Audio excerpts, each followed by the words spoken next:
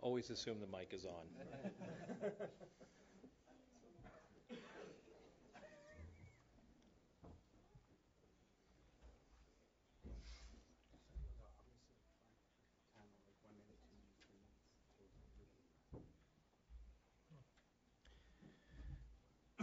All right, I think we're set to go. Welcome, folks. I appreciate everybody coming out to NASA Ames. Welcome to Building 152. This is one of our newer conference centers that got commissioned last year.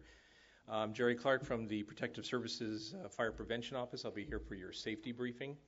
And we do have kind of an unusual arrangement here, kind of a long conference area. And with the stage here, we've kind of got a strange arrangement here. But I just want everybody to make note that we do have the two exits to the rear of the auditorium here that go off to the left. There's also a second exit that goes down to the hallway and all the way out to the back end of the structure. So in the event that we have some sort of a fire or other emergency that requires you to evacuate the building, please make your way to those exits. For the panel board members, I would ask for you to go straight out that door. And the assembly area for the building is directly across the street in Chase Park, over there by the eucalyptus trees. It's very important that you do make your way over there as quickly as possible, because if we do have some sort of an emergency that requires the evacuation, we need to make sure everybody's accounted for. Also remember, in the event that we do have any kind of a medical emergency, make sure that you contact one of the staff, either Claudia or Anna, to dial 911 and get Moffett dispatch. We'll have the fire department, also our medic ambulance, respond out here as well. Bathrooms are to the rear and to your right, on the right-hand side down the hallway. And if there's no other questions, again, welcome, and I hope you have a great conference. Thank you.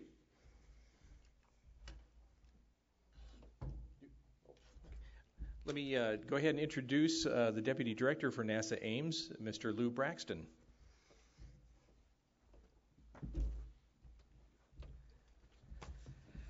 Welcome, everybody. Glad to see that you can make it out here to our fine institution here at Ames Research Center. Let me welcome you to this site. I'd like to mention the fact that we take great pride in the fact that at Ames Research Center, which is part of NASA family, we pride ourselves on discovery, innovation, and solutions. If you ever get the opportunity to walk the streets and visit some of our facilities, you'll see how excited we are about getting tough problems, dealing with challenging activities. We've been around for a while. A lot of people don't realize there is a NASA facility in Northern California. Normally when they think of the right stuff, they think of Southern California, they think of Dryden Flight Research Center, or they think of JPL because of Curiosity just recently landed on Mars. What they don't realize is that a lot of the activities that take place within this agency, we have what we call Ames within. Example of that is Curiosity. We assisted tremendously in the 7 minutes of terror that they like to refer to, because if they didn't come to us to deal with the testing of the parachutes, they may not have worked. If they didn't come to us with the heat shield, they may not have worked. So we're heavily involved in a lot of the stuff behind the scene within the agency, and we help the agency become very successful as a result. Now let me tell you a little bit about where you're at here. We started off as basically a tenant to the U.S. Navy. This is Moffett Field. And eventually what happened is the Navy made some decisions about how they're going to restructure their capabilities, and the entire facility here became part of NASA Ames. It's over 1,900 acres. We have an airfield that we use to be able to deal with our platform research that we do on the space science side of the house and earth science side of the house. We have a number of hangars that we lease out to the tenants in order for them to make sure that they provide our opportunity to deal with platform aircraft type research. Our core here is aeronautics. We started back in 1939 when there was a perceived threat on the Pacific Rim. I think most of you understand your history, realize that that was just before World War II. And we were provided aeronautic research that's necessary for us to develop the aircraft that fought during those periods of time. After that period of time, we got into the ability to develop different types of flight characteristics. The swept wing that you see today was actually invented and developed here. The blunt body concepts for re-entry into space was developed here. The shuttle tiles were produced and researched and developed here. A lot of people don't realize that. But as we moved on, we realized that, we need to answer some fundamental questions. What's up there in space?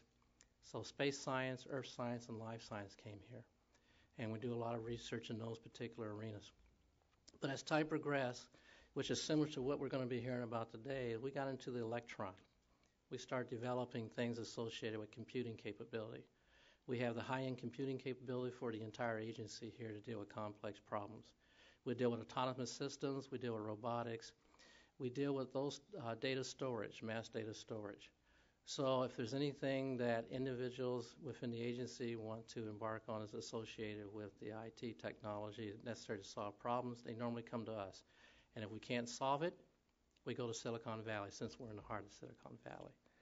And lastly, we are, in relative size to a NASA center, kind of small. We only have a $900 million budget, even though the overall agency's budget is around $17 billion, but we're $900 million. We have 1,200 civil servants and roughly 1,200 contractors. And at our height during the summertime, we have over 900 students. We pride ourselves, because of our size and our desire to do things quickly, into what we call low-cost emissions. So if there's anything that needs to take place within the agency, which seems to be the bandwagon today, you come to Ames and we'll try to figure out how to do something within a relatively quick turnaround time. In NASA terms, that's normally about 3 years to 2 years. So even though some kids will have problems with that time, for us, that's quick. Okay. And that brings us to the facility. A lot of people don't realize, I don't know if I'm going to state this correctly, but what I do know is that the internet hub for the western region is on our property. And it's one of those things that we're very concerned about. If we have an earthquake, what do we do to try to make sure we support the local area to sustain it? The other thing people don't realize is that we have a disaster relief capability. We call it DART. So when there's things that happen within the United States, whether it was the Trade Center or whether it was Hades or whether it was some other location, we have people here that go all over the world to be able to provide relief because of the expertise that we pertain. And I think that's some of what you're probably going to be discussing about today. So we got a broad base. We're into a lot of things, but the fundamental basics are there. So what I will tell you is, welcome to Ames Research Center, and it's an honor on our part to be able to host the Federal Communication Commission West Coast Field hearing on disaster readiness response. And I'm proud to introduce Julius Genachowski. Sworn in as the chairman of the Federal Communication Commission in June of 2009, Julius Genachowski has focused the agency on unleashing the opportunities of wired and wireless broadband, pursuing policies to promote investment and job creation, has driven innovation, fostered competition, and empowered consumers. Under Genachowski's leadership, the FCC has been a model for excellence in government.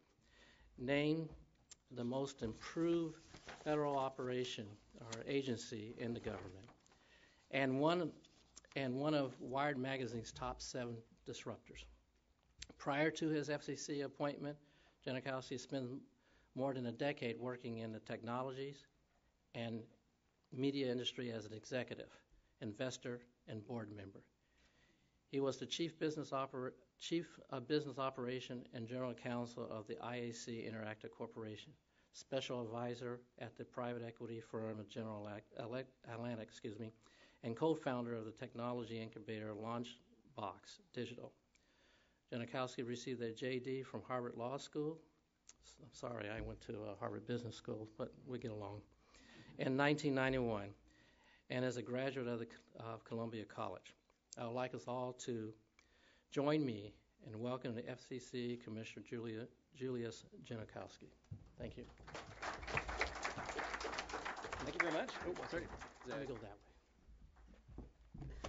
Well, thank you, Deputy Director Braxton. Thank you for lending us this facility today, and welcome everyone to the Federal Communication Commission's field hearing on improving the resiliency and reliability of America's communications networks during disasters. We're very pleased to be out here. I'm going to ask each of my colleagues on the commission to make some opening remarks. Before I do that, I'll have a few words. I want to thank, first of all, our staff who worked hard to put this together. David Turetsky, the chief of our Public Safety and Homeland Security Bureau, Charles Mathias, and others. It's important for the FCC to get out of Washington, to do field hearings, to engage with experts around the country. It's also more challenging for our staff to organize than when we just stay in Washington and do hearings in our meeting room. There are a couple of you I want to acknowledge. My former FCC colleague on the staff and now CPUSC Commissioner, Kathy Sandoval. It's nice to see you. And California State Senator Alex Padilla is here, has been very involved in these issues, and appreciate all the work you're doing, both of you, on behalf of our broadband future. It's fitting that we're holding this hearing here in Silicon Valley because today's hearing will focus on how next-generation technologies and social media tools can enhance communications during times of emergency, including the aftermath of an earthquake. As you heard, Ames Research Center is a hub for cutting-edge research and development, and Moffett Field itself here is a staging area for FEMA in times of disaster. Now, this is our second field hearing examining challenges to America's communications networks during disasters. Earlier this month, we held sessions in New York and New Jersey, both on the same day, in areas that were particularly hard hit by Superstorm Sandy. Every disaster, whether natural or man-made, underscores for all of us both the importance and the challenges of maintaining reliable communications during emergencies. Modern communications like mobile and broadband have become essential to our daily lives. 20 years ago, if someone had said during a disaster, you might be able to communicate with people wherever you were through a handheld device, you would say, wow, that's incredible. But now it's become so central to our lives that not having very high reliability for a service like that becomes a major problem.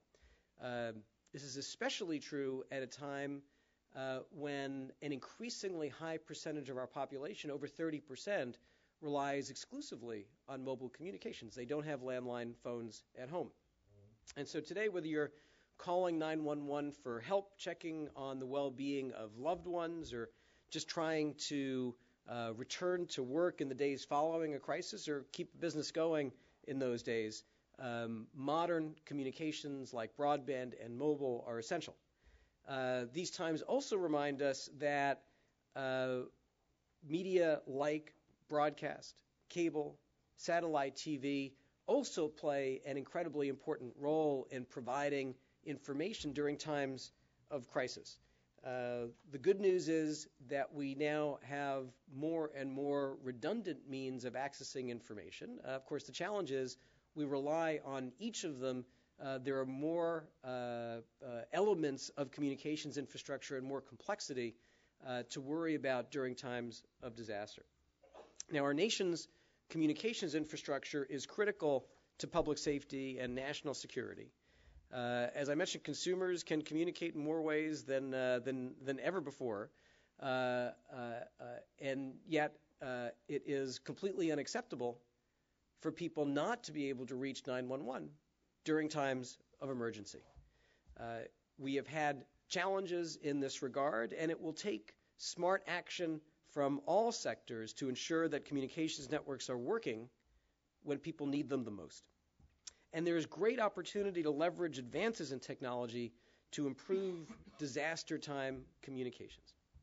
At the FCC, the issue of public safety communications is something that is core to our mission. It's why we have a Public Safety and Homeland Security Bureau. And these are areas that, together with my colleagues and our terrific staff, we've been focused on for quite some time. We're working to accelerate the deployment of next-generation 911, which will make emergency communications more resilient, give public safety workers more information to use in assessing and responding to emergencies, give consumers more ability to reach 911, including by text and ultimately sending photos. Along with my colleagues, we're laying the groundwork for next generation 911 to develop, to transition this complex infrastructure as quickly as possible.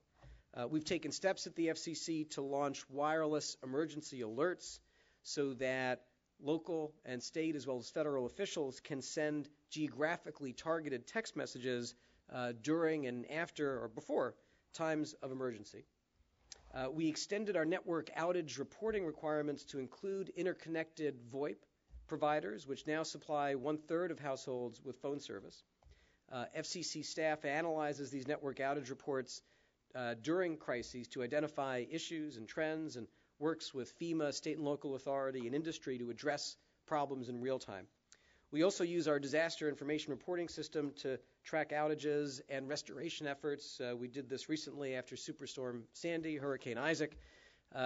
We play an important role in providing situational awareness around our communications networks and outages, working, as I said, closely with FEMA, state and local authorities to ensure continuity of service. Our FCC staff conducted a comprehensive analysis of the 911 service failures that occurred in the Midwest and Mid-Atlantic region after last summer's derecho storm. Based on those findings, I called for a rulemaking to improve the reliability of 911 networks, and I expect that the Commission will consider a notice of proposed rulemaking at our March open meeting. We have a network operations center at the FCC that is 24/7 all year. And when a disaster strikes, our staff is there to support communications providers and government partners with restoration efforts. These range from things like granting very quickly STAs, temporary authorities, to help keep mobile broadcast others on the air. We work with FEMA, state and local authorities to ensure that fuel supplies can reach mobile towers and antennas, a recurring issue during times of disaster. The Commission's field hearings are part of the process for us to help us determine what steps we can and should take to ensure reliability and continuity of service. We're focused on advancing 4 core goals, and these will come up over the course of the hearing today. 1, improving network resiliency. How can communications outages be prevented in the first place? 2, improving restoration. When outages do occur, how can network recovery be hastened? 3, empowering the public. How can the American people be better prepared for and better cope with disasters? And 4, unleashing technological solutions. How can new technologies be harnessed to promote the resiliency and restoration of communications networks, as well as emergency care and response? Our first hearing focused on the complex challenges exposed by Superstorm Sandy. The interdependency of our electric grid, our power grid, and our communications networks emerged as a key challenge that as a society we must tackle. Simply put, keeping communications networks operational during disasters requires keeping them powered. That's why I'm pleased that our first panel today will discuss, among other things, smart power solutions, mesh and self-healing networks, and other cutting-edge technologies that can improve the performance of communications networks. So our first panel is going to be on networks and equipment. Our second panel will discuss innovative social media, open data, geolocation apps that can help Americans communicate during emergencies. Both topics share a common theme. How can we take advantage of technological innovations to improve communications and keep Americans safer when disasters strike? I'm looking forward to a productive and informative session. We will have 2 panels. On the first panel, on each of the panels, we'll ask each of our witnesses to deliver statements for 5 minutes each. And then each of the commissioners will have a chance to ask questions for 7 minutes each. We'll try to stay on the clock. Our experience is that this is a forum where we can generate good ideas, important information, and it is part of an ongoing process. This hearing is being streamed online, and it will be available both in real time and afterwards to consumers. It will become part of our record. And as is inevitable, there will be many topics for follow-up. And so I want to thank each of our panelists on this panel and the next panel, not only for making the time to be with us today and for putting the work in preparing your testimony and in engaging with our staff leading up to the hearing today, but I want to thank you because I know that this is the beginning of ongoing engagement with the Commission.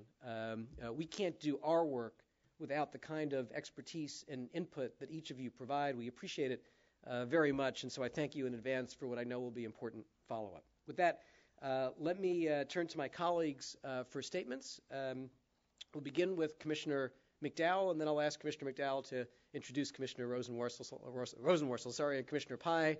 I will just say none of us are used to actually being introduced at commission proceedings, so I will just tell you that we have an excellent group of experienced commissioners with diverse backgrounds whose commitment to addressing public safety issues is very high, and we all enjoy working together on these and other very important issues. So, Commissioner McDowell, the floor is yours.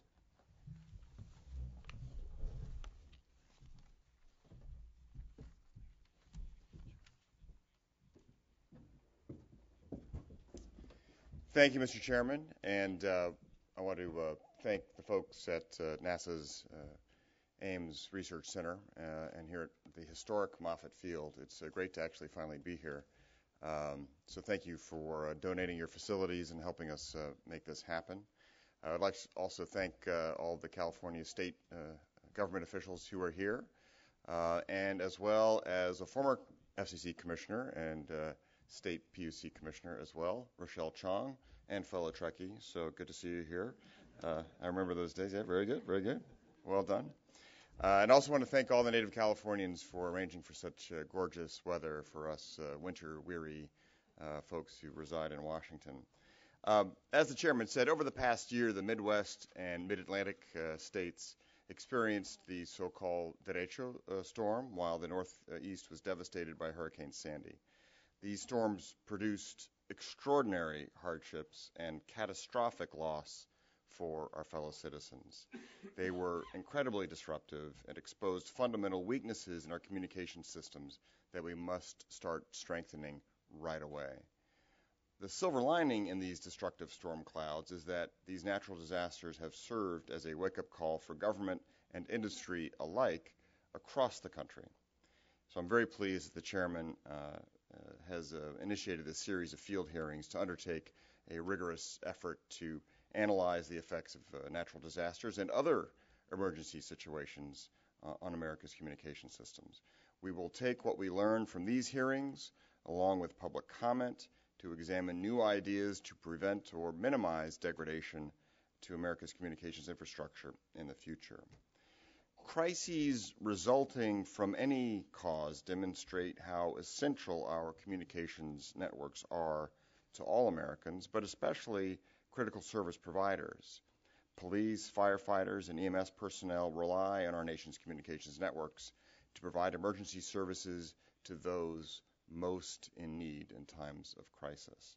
Furthermore, Americans depend on these systems for information regarding catastrophic weather events, for access to their loved ones, and for the ability to contact, for instance, E911 for help. All information that we acquire from catastrophic events will prepare us better for the next hurricane, blizzard, earthquake, tsunami, tornado, wildfire, flood, mudslide, or whatever else will be undoubtedly thrown our way at some point. For instance, the damage caused by last summer's derecho storm in the Mid-Atlantic region was simply overwhelming. This destructive windstorm that many people had never heard of before came with little warning and, among other things, left millions without electrical power. Also, upwards of 2.5 million people in the greater Washington, D.C. area were without access to 911 services as a result of this natural phenomenon. And a report conducted by the FCC's Public Safety and Homeland Security Bureau, as the chairman mentioned, found that many of the outages could have been prevented with reliable and functional backup power, monitoring systems, and implementation of industry best practices. The lessons learned here today will hopefully be noted by other communities so they can work to ensure that such mistakes will not be replicated as they prepare for tomorrow's emergency situations. More recently, Superstorm Sandy resulted in 1 out of every 4 cell towers losing service throughout a 10-state area. The damage was worse in areas that felt the blow of Sandy's center. So, for instance, in New York City, Long Island, and Westchester, 500,000 wired telephone lines were knocked out of service, while 3,500 cell sites fell offline. Much of the wireless network loss was due to power outages. Our mobile infrastructure relies on access to, of course, electricity and is therefore highly susceptible to power outages. If the power grid fails, then backup power sources are needed to ensure that crucial communications facilities remain functional during emergencies. And all too often, backup power systems do not function properly or long enough until down power grids can be restored. In the meantime, wireless devices are proliferating at an unprecedented rate. 51 million new devices were connected to U.S. mobile networks in the last year alone, to bring the total of American mobile-enabled devices to 424 million, according to the latest statistics. This number is expected to grow to 775 million mobile-connected devices in 2017. As Americans become more and more dependent on mobile devices, ensuring that our wireless networks remain operational has become paramount. Unfortunately, we can't prevent disasters from happening. Although it may be impossible to fully prepare for and anticipate any contingency, it is important for government and the private sector to work together to make sure Americans can connect with emergency responders and one another when they need to the most. By studying what went wrong, but also what went right, and to analyze lessons learned, we can and will help make the American public safer for the next event. Not only must we be prepared for unforeseen natural phenomena, but we must also be mindful that we need hardened and reliable communication systems to be prepared for potential terrorist attacks as well. In so doing, it is my hope that regulators allow the entrepreneurial brilliance of the private sector to shine at its most powerful level without inhibition. Accordingly, I look forward to hearing from today's panelists to learn more about the latest technological advancements that may be deployed to create resiliency, reliability, and redundancy in our communications infrastructure, and how current innovations such as social media and wireless applications are being used to rapidly disseminate life-saving information during emergencies. So I thank all the panelists for coming today, and I look forward to learning from them very much. Thank you. And I'm now supposed to introduce Commissioner Jessica Rosenworcel, who needs no introduction. There we go.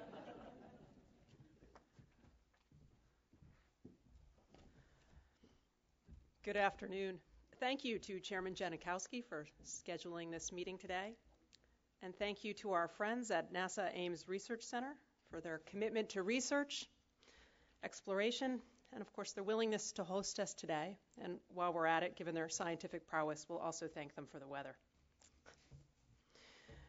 We're here today to understand what happens when disasters wreak havoc with our communication systems, and how modern technology can provide us with the tools to restore our networks, make them more resilient, and make us more safe. I want to start by telling you about two recent images that are informing my thinking. First, I just returned from Barcelona, where I was privileged to attend the Mobile World Congress. 70,000 people came from across the globe to the capital of Catalonia. They packed in wide halls and sat in narrow conference rooms to witness new wireless technologies and hold discussions. It was as diverse a group as I have ever seen, yet they had one thing in common: a deep, abiding belief in the ability of digital age wireless services to remake the world we live in, expanding opportunity, fostering economic growth, and improving civic life everywhere. This is the image that stays with me, and this is an image that inspires. Second image. Shortly after Hurricane Sandy tore apart parts of the Mid-Atlantic, I toured a telecommunications central office in Lower New York. Weeks after the floodwaters had receded from the streets, the subterranean rooms where our networks come together were still damp. Technicians rushed this way and that, trying to make sense of an impenetrable snarl of lines and the harm done to so many submerged switches and servers. The image was post-apocalyptic. After all, these are the networks we depend on every day. These two images strike me because together they demonstrate vividly the great power of the digital age and also its extraordinary fragility. Our lives are wildly enhanced by and also wildly dependent on communications infrastructure. So what we are doing today is wrestling with this power and fragility, with the possibilities from enhancement and the consequences of our dependence. We began this conversation earlier this month in New York and New Jersey, both of which were hard hit from Hurricane Sandy. Continuing it here in California makes good sense. After all, the West Coast faces unique natural challenges from earthquakes and wildfires, and it is home to Silicon Valley, the tip of the spear of innovation, where new network, energy, and social media technologies are being developed that have the potential to transform network resiliency and emergency response. So today we have an opportunity to learn how new technologies can help us answer tough questions. For instance, an increasing portion of the population no longer relies on traditional wireline phones.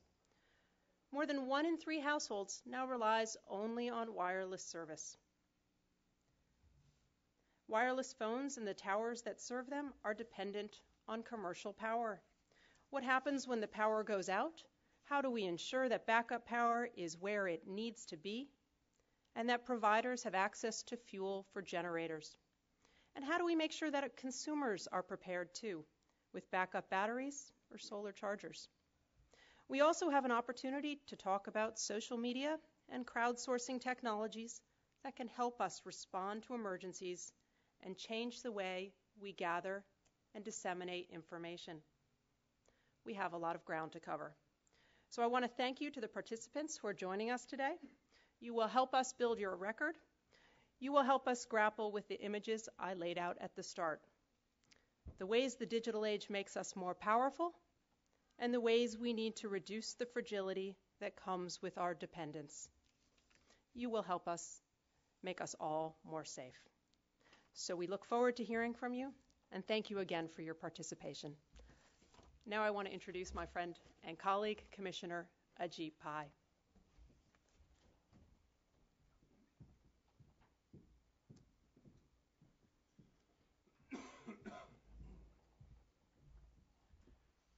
Well, thank you, Commissioner Rosenworcel. Thank you, Chairman Janikowski, for convening this hearing, and thank everyone at the NASA Ames Research Center and at Moffett Federal Airfield for hosting today's event. I'll say it's come to my attention that we at the FCC are not the most exciting guests to be participating in an event at Moffett Airfield. I understand that the cast and crew of Mythbusters, for example, have used your hangars to test whether aircraft can be made out of concrete and other interesting questions like that. But we appreciate your hospitality nonetheless, and we hope that we will rise to the challenge this afternoon. I also want to thank the Disaster Assistance and Rescue Team for the informative presentation they gave me before today's hearing. What they are accomplishing based on virtually an all-volunteer force with limited funds is truly extraordinary. They are being dispatched everywhere from California to the East Coast, and the work they do every day and in the United States and abroad is really a testament to not just NASA, but really to the American character, their willingness to serve their communities at times of need. Today's hearing is a valuable complement to the Superstorm Sandy field hearings that my colleagues have mentioned that we held earlier this month. In New York and New Jersey, we learned a lot about the damage to our communication system that were wrought by Superstorm Sandy. We also learned about what steps can be taken to harden our networks against hurricanes and flooding. But our nation is vast and geographically diverse. Mother Nature challenges each of our regions in different ways, whether it's hurricanes in the east, earthquakes in the west, or tornadoes in the Midwest. So I think it's important as we think about how to keep our communications networks up and running during emergencies to remember that our country's complexities might require something other than a one-size-fits-all solution. Take earthquakes, for example. Whether it's a minor tremor or the quote-unquote big one, earthquakes offer distinct challenges for network operators. So I want to know how providers in California in particular have adapted to that. Are wires more secure if they're up on poles as opposed to buried in conduits? We heard at our previous hearings also that copper is more brittle than alternatives like coaxial cable or fiber. How does that play out when an earthquake hits? Are newer deployment technologies like mesh networking an effective way to make our networks more resilient? I look forward to hearing the experience of our American operators, as well as the views of our guest from Japan, Mr. Hirohito Nora. I understand that Japan's wireline networks, for instance, use flexible underground conduits and sliding joints. These features enabled wireline networks in Japan to perform relatively well in the immediate aftermath of the devastating Fukushima earthquake in 2011. What lessons can we in the United States learn from that experience? By contrast, power outages caused major problems for wireless networks following that earthquake. How did Japanese carriers overcome this and other challenges? What should we in the United States be doing to prepare our communications networks for a major earthquake?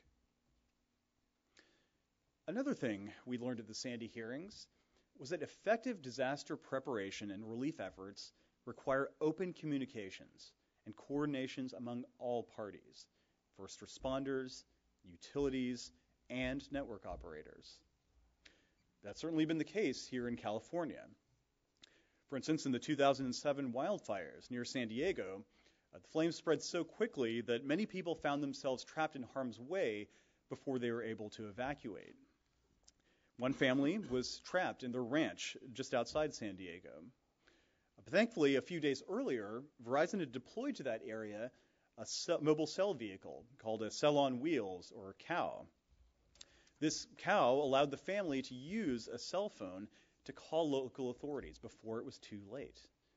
The local fire chief and police chief arrived. They broke down the gate to the ranch, and with flames literally 30 feet behind the family's car, the two men were able to save that family. That particular rescue effort was nothing short of heroic. And that exemplary coordination in that case between local authorities and Verizon is a model for disaster relief and rescue efforts across this country. Yet another thing we learned at the Sandy Field hearings was the value of getting useful information about emergencies to the public. In California, that's happening in all sorts of innovative ways. One example is Google's new public alerts feature, available through Google Maps. In addition to a catalog of national emergencies available online, the feature lets users search for nearby alerts in any way they want. Searches run from the mundane, like storm watch, to the serious, like earthquake relief, apparently to the fatalistic, like zombie apocalypse, which is in fact a real search that has been conducted. We need to figure out new and useful ways to get people the information they need, when they need it. And that's precisely what innovators in this area are aiming to do. I look forward to hearing from our witnesses today about recent developments on this front. We also need to examine how emergency information is reaching, or not reaching as may be the case, diverse communities. And there's no better place to study that issue than California. According to 2011 data from the Census Bureau, 43% of California residents speak a language other than English in their homes. An estimated 112 languages are spoken in the Bay Area alone. Today, California broadcasters are transmitting programming in a wide variety of languages, including Spanish, Vietnamese, Portuguese, Mandarin, Cantonese, Korean, and Tagalog. What are these radio and television stations doing to provide viewers and listeners with important public safety information? Speaking of other languages, I'm truly amazed at some of the pioneering ideas coming out of California companies for bridging the language gap that we see all too often. During a visit last month to a public safety answering point in Virginia, near Washington, D.C., I heard how 911 call centers are using a Monterey-based phone service called Language Line to provide interpretation services to its emergency personnel. At low cost, LanguageLine lets public safety officials reach a translator almost instantly, no matter what language is needed. That's the kind of innovation that we need if we're going to confront the challenges of a 21st century emergency communications network. So in conclusion, it's my hope that today's hearing will continue this productive exchange of information and enable us to make better decisions on a federal, state, and local level about how to make our communications networks more resilient during emergencies. I thank you all for coming, and I look forward to hearing the testimony of our witnesses. I also want to introduce by video our colleague, Commissioner Clyburn. Commissioner Clyburn was not able to be here, but I can assure you that she shares the same priority that we all do when it comes to the public safety aspects of our communications network. And I hope you will enjoy as much as we will her video presentation. Thanks. Good afternoon, everyone. I am very sorry that I could not join you in person, but allow me to thank the Ames Research Center, the career staff of the FCC, and all others who made it possible to hold this critically important hearing. As a native South Carolinian, I know all too well how terrifying catastrophic weather events can be. And as an FCC commissioner, I take very seriously the obligation Congress gave us in the very first section of the Communications Act to promote safety of life and property through the use of wire and radio communications. 3 weeks ago, we held discussions in New York's Lower Manhattan and Hoboken, New Jersey, 2 areas that suffered substantial damage to their infrastructure and networks during Superstorm Sandy. Millions experienced significant communications outages, and we heard testimony from first responders, communications service providers, and government officials about what went right and what went wrong.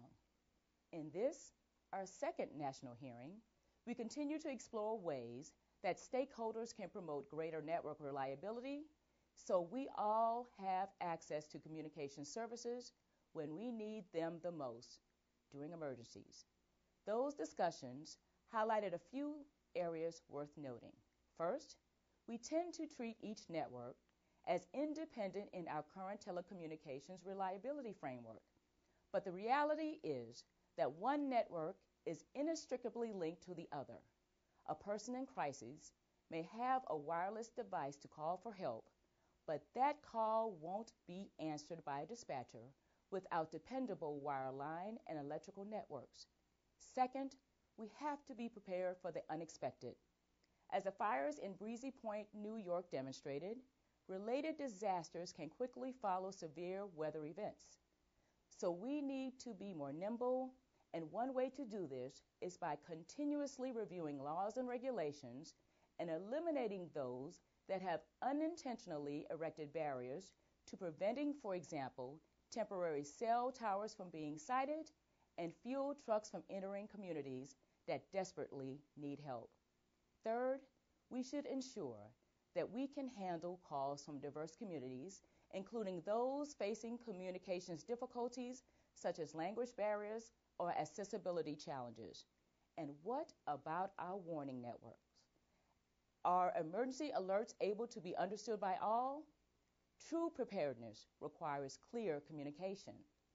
We may not have as many wildfires or experience the magnitude and intensity of earthquakes as the Golden State, but what is universally clear is the fact that addressing the challenges we face and preparing for future disasters will require constant review and fresh thinking.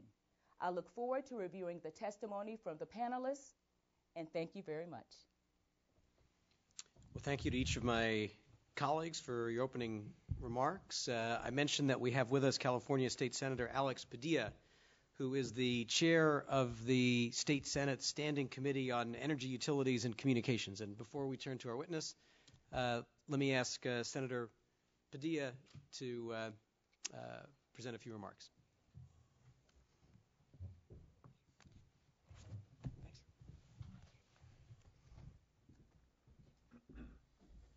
Good afternoon, everybody. Chairman, I want to thank you for the invitation, the opportunity to be part of this field hearing. As you mentioned, I chair the Policy Committee in the California State Senate that oversees energy, utilities, and communications. So we're happy to be part of this important national dialogue, clearly on the resiliency and reliability of our communications networks in times of natural disasters. I want to also say I just appreciate your leadership on this issue. In recognition of your hearing just 2 weeks ago in New York and New Jersey, we were almost simultaneously holding a hearing in the state capitol discussing California's implementation of Next Generation 911, texting to 911, the new wireless emergency alert systems, and our emerging public safety broadband networks. Our goal, I think collectively, is to establish a state-of-the-art IP-based communications platform that enables both the public to contact emergency services during a crisis, as well as for government to keep the public informed on how to stay safe in an emergency. So today's hearing is certainly timely as a follow-up to those conversations and underscore, I think, the necessity for combined federal and state initiatives to harness modern technology to meet today's critical public safety challenges. I applaud you for conducting the national hearings.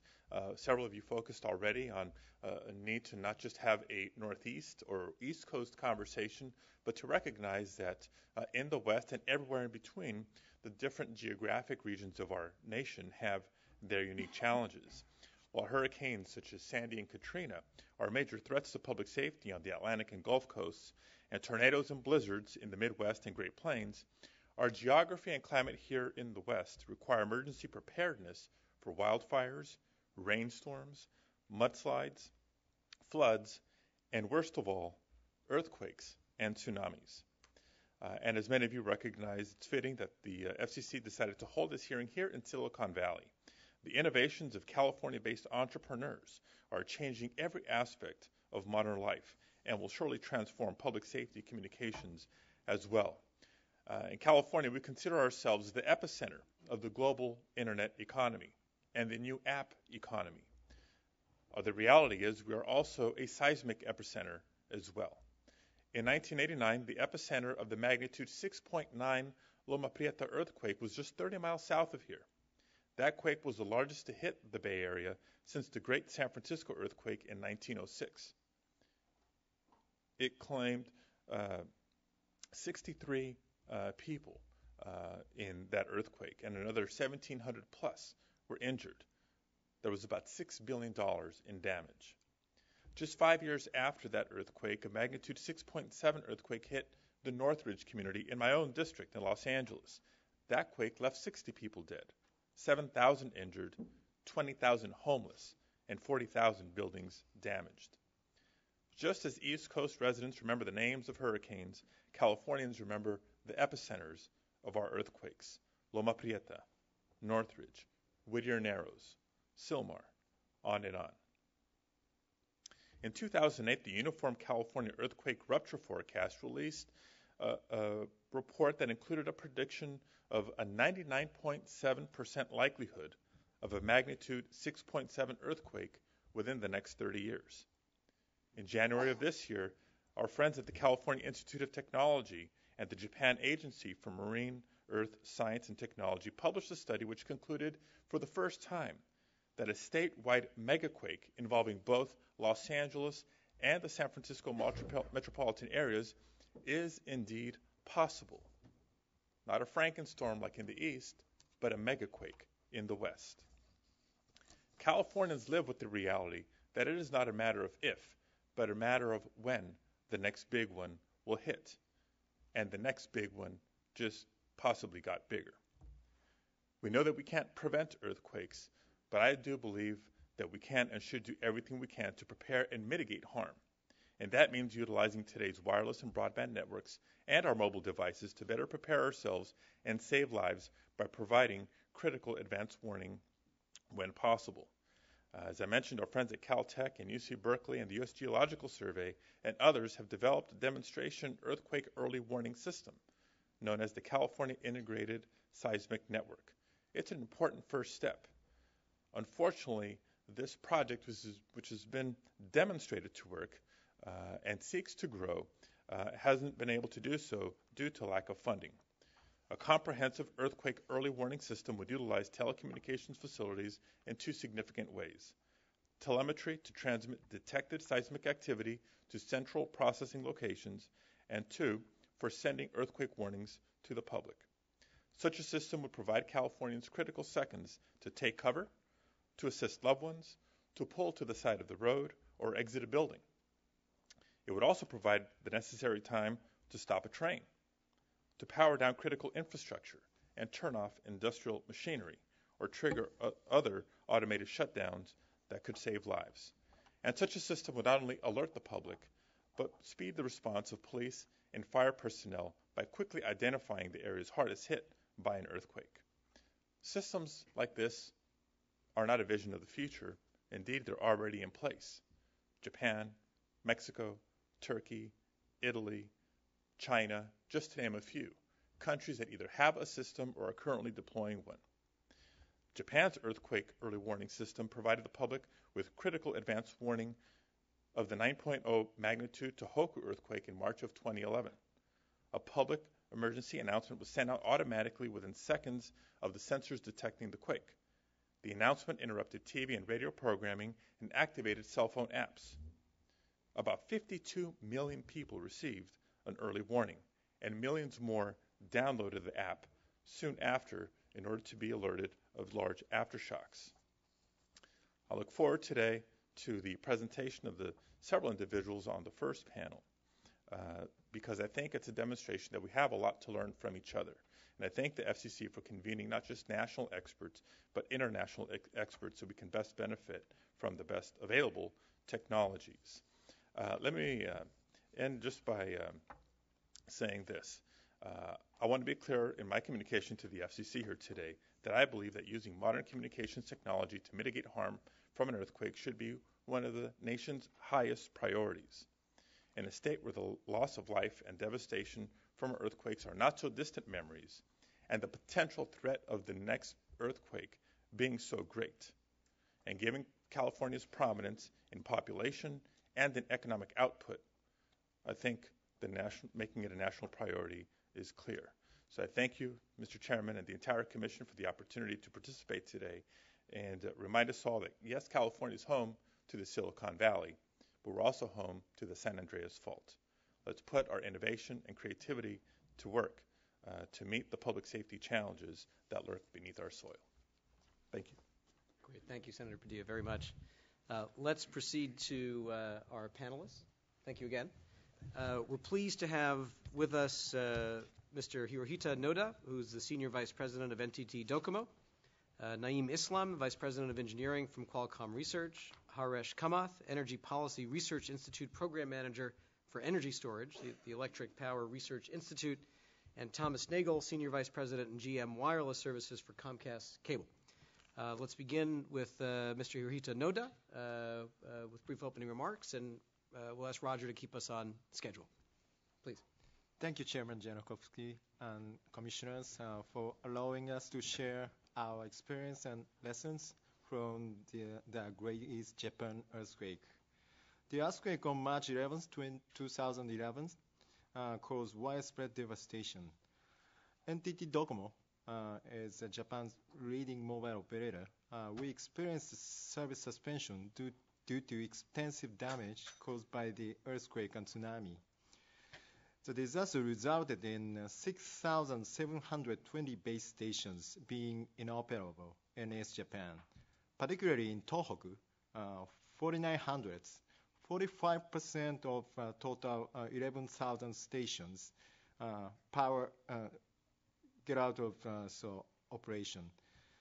Power outage was the biggest cause, as Commissioner McDowell pointed out in the case of Superstorm Sandy, which accounted for 86%. And transmission line disruption was next, about 8% of the total. Docomo promptly started restoration by deploying cars and mobile or portable power generators from across the nation. It took 19 days to complete most of emergency restoration. And in about 7 weeks, we recovered almost pre-disaster level cellular coverage. In response to the experience and lessons of that earthquakes, DOCOMO devised and implemented new disaster preparedness measures based on three basic categories. Number one, securing communications for key areas and facilities, such as administrative centers and densely populated areas. We have now installed large zone base stations throughout the country, separately overlaying regular base stations in a total of 104 locations, covering 30% of national population. They are capable of covering a 7 kilometers radius with 360-degree antenna. For vital facilities, such as administrative centers or municipal halls, we have installed generators or large 24-hour batteries to 1,900 base stations covering 65% of population. So number two, swift response to disaster-stricken areas. DOCOMO prepares 3,000 units of satellite mobile phones for immediate distribution. And we have also increased number of mobile satellite entrance lines and deployed emergency micro-entrance systems for quick and flexible restoration in the future. Number three, further improvement of customer convenience during disasters. We started and have expanded services designed for disaster, including restoration area maps, which inform our customers of restored cellular coverage. After the earthquake, maximum voice traffic reached 60 times the usual volume in Tohoku region. We had to implement call restriction to 80 to 90% of outbound calls. But packet traffic did not spike to the same degree, only around 2.5 times. We could go through with less than 30% restriction. DOCOMO's email server continued to deliver messages throughout these hours. Packet data communication was proved to be a robust means for communication in the event of disaster. Thus, DOCOMO developed and started a file-based voice message service utilizing disaster-resistant packet communication. And DOCOMO has been providing priority cellular subscriber contracts to the organizations such as governments and public infrastructure operators, which are free from traffic control to ensure communications for their disaster response. We also reserve priority channels in our network that can be preferentially assigned to them under heavy congestions. I hope those our experience would have some help for more resilient communication during disaster, not just in the United States, for all over the world. Thank you so much. Thank you very much. Mr. Islam? Thank you. First off, I would like to thank the FCC for inviting Qualcomm to participate in this important hearing. It is a pleasure for me to be here along with you all and the FCC chairman and commissioners. Today, I will talk about three technologies that Qualcomm is working on that are relevant to improving the reliability of communications during emergency situations, including natural disasters. The first is a technology that enables device-to-device discovery and communication over LTE called LTE Direct. LTE Direct is a synchronous system that is designed to work in licensed spectrum and thus will be particularly reliable. It is one of the enhancements being proposed in 3GPP by many companies for inclusion in LTE Release 12 and includes use cases for both commercial and public safety. On the commercial side, LTE Direct enables an operator-controlled context-aware platform. The popularity of mobile apps has really exploded in the last couple of years. Autonomous proximity-based applications represent the latest trend in the mobile app space. However, these applications have seen limited mainstream adoption due to the scalability, power, and privacy challenges they face with existing over-the-top paradigms. A key goal of LTE Direct is to enable the discovery of relevant, proximate applications and peers in an autonomous and battery-efficient manner without compromising user privacy. LTE Direct can enable long-range, up to 500-meter discovery of thousands of services and devices with minimal battery impact and minimal spectrum resources. This discovery and subsequent communications can occur on a device-to-device basis, which means without relying on infrastructure that may be unavailable in the event of the natural disaster or emergency situation. Not surprisingly, there is a significant amount of interest in LTE Direct's device-to-device communication and discovery capability by the public safety community. A key requirement of first responders is the ability to communicate with each other in a disaster scenario, even if the macro network is unavailable. This distributed traffic scheduling and discovery design of LTE Direct provides the ability for the devices to discover each other and communicate with each other with very low latency in these public safety scenarios where there is no macro network coverage. The next technology is the precise indoor location capabilities that are currently available as part of Qualcomm's ISAT location platform. These new indoor positioning capabilities enhance the end-to-end ISAT location platform, which is designed to deliver ubiquitous, always-on location. The platform is based on Qualcomm's broad technology portfolio, including cellular, global navigation satellite system, Wi-Fi sensor, and cloud-based assistant data solutions, as well as the industry's most widely deployed location core, already found in more than 1 billion devices on mobile networks worldwide. With its leadership position, Qualcomm can now deliver new indoor location capabilities on a large number of mobile devices. The enhanced ISAT location platform enables more precise positioning within 3 to 5 meters inside buildings to ensure an optimal consumer experience.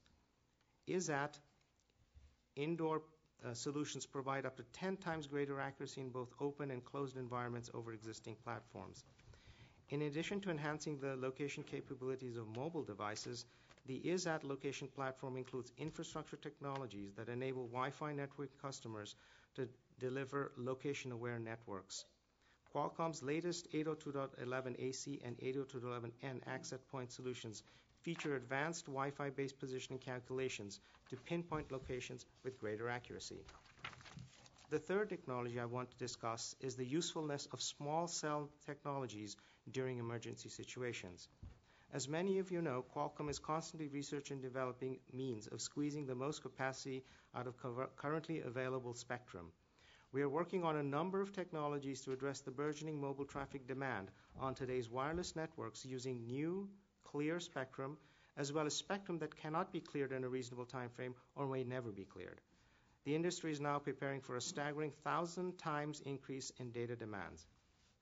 Conceptually, our efforts to meeting this 1,000 times challenge can be summed up into 3 main groups: enabling the use of more spectrum, both in low bands and higher bands, such as around 3.5 gigahertz, which is especially suitable for small cells; enabling operator deployment of small cells everywhere, both indoors and outdoors.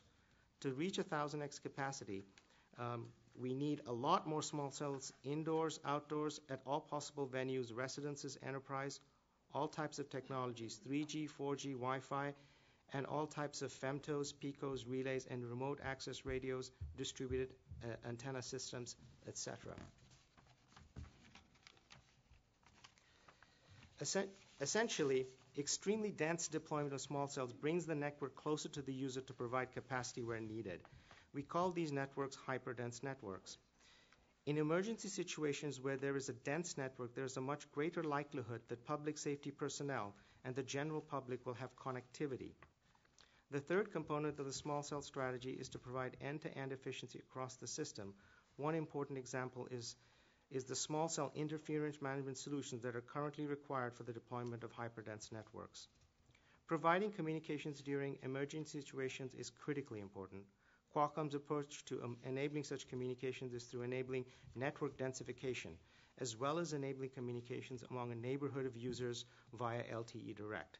These technologies enable data and voice connectivity to as many users as possible when communications are needed most. Thank you very much. Mr. Kamath? Thank you.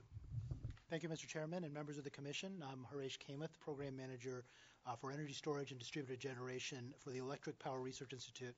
EPRI is a nonprofit collaborative organization conducting research and development relating to the generation, delivery, and use of electricity for the benefit of the public. EPRI has been voluntarily supported by the electric power industry since our founding in 1973. Our members, public and private, account for 90% of the electricity generated and delivered in the United States, with international participation extending to more than 30 countries. We do appreciate this opportunity to participate on this panel examining the challenges to the nation's communications networks during natural disasters and other times of crisis. My remarks will concern backup power options that can support the availability and reliability of communication networks in such contingencies. Modern communication networks rely on the electric grid to supply primary electrical power to their constituent parts. from central offices and switching stations to antenna towers to the individual fixed and mobile devices directly used by consumers. When the grid is unavailable, as may occur during natural disasters and other emergencies, these networks must rely on backup power from a variety of other sources built into the system. Today, valve-regulated lead-acid batteries and diesel generators are the most commonly used forms of backup power in telecommunication systems. In the future, more advanced technologies may allow for longer backup times, lower capital and maintenance costs, and higher reliability for the communication network as a whole. Electrochemical batteries have been used to power telecommunication systems since the days of the earliest telegraphs over 175 years ago. While modern telecommunication batteries are based on the same lead-acid chemistry developed in the 1850s and 60s, continuous improvements in materials and manufacturing techniques have made batteries much more reliable and easy to use. Despite these advances, modern batteries still have relatively short run times, and most backup battery systems are limited to providing power for only a few hours. The reliability of battery backup systems has also been called into question on occasion, as batteries can be sensitive to operating temperatures and other environmental conditions and have relatively short useful lives. Newer battery technologies, such as lithium-ion batteries, can store much more energy in a given weight and volume than conventional lead-acid batteries. Lithium-ion batteries may also provide backup power for longer periods of time, as well as having higher reliability. These advantages come, however, at a significantly higher initial capital cost, at least at present. Research and development towards lower-cost lithium-ion batteries continues, as well as research into more advanced battery technologies, such as solid-state batteries and flow batteries. These latter technologies show promise in backup applications, but still are at a very early stage of development, and most likely require more testing and development before they can be widely deployed in backup power applications. Diesel generators are often used to extend the operating times of critical telecommunications equipment in times of contingency. These machines are relatively durable and moderate in cost to procure and install, and are generally a good option for emergency power. However, they require regular maintenance, and there are often concerns with engine starting and fuel aging, particularly in cold climates. While a great deal of progress has been made in reducing emissions from diesel generators, some jurisdictions are concerned with these emissions. These issues have led many to search for newer technologies that address these perceived shortcomings. Many researchers have proposed the use of natural gas-based generators in the place of diesel generators. Advanced natural gas-based power sources, such as microturbines and fuel cells, may also be suitable for providing backup. Such devices have already been deployed for backup power as demonstration projects with very encouraging results. It is important to recognize, however, that such technologies require the natural gas mains to also remain operational during an emergency. In many jurisdictions, gas mains are automatically turned off during such emergencies. Gas mains may also rely on electrically driven pumps to maintain pressure, and these pumps will naturally require their own backup power sources. Without the gas mains, a natural gas generator must also have a local supply of fuel to provide backup power. Finally, the use of renewable energy sources such as solar and wind cannot be ignored as a possible source of energy during emergency periods. While these power sources are intermittent and so cannot be the sole source of power in an emergency, when paired with a storage system or other backup generator, they can be used to provide power for long periods of time. These devices must, of course, be made to survive the likely natural disasters in an area. The rapid reduction in cost of these renewable power sources has made them an increasingly attractive choice for operators. EPRI believes that the proper use of backup power technologies is important to ensuring that telecommunication networks are resilient and reliable in the event of future emergencies. While the electric grid is itself a highly reliable system, backup power can be invaluable in those unusual circumstances when power is lost due to a natural disaster or other event. EPRI will continue to work with its members and other collaborators to investigate the use of backup power technologies in these circumstances. Excellent, thank you. Mr. Nagel. Chairman Janikowski, Commissioners McDowell, Rosenworcel, Pai, thank you for allowing me to participate on this panel. Over the last year, our nation has lived through events that reinforce how important it is to have resilient and reliable communications networks available on a broad scale and as quickly as possible following a natural disaster. For Comcast's part, one important aspect of our efforts to ensure that our broadband customers stay connected in these situations is our rapidly growing Wi-Fi network. Over the last few years, we've undertaken a major new investment to deploy tens of thousands of Wi-Fi access points throughout our footprint. This investment has extended our existing network in ways that make it more reliable, more flexible, more interoperable, and easier to use. Consumers can use any Wi-Fi equipped device to gain access to and enjoy high-speed wireless internet service. And Comcast is partnering with other cable operators to build one of the world's largest Wi-Fi network with hundreds of thousands of access points around the country that any of our customers can use. Wi-Fi networks also play an important role in disaster recovery, as demonstrated in the aftermath of Superstorm Sandy and Winter Storm Nemo.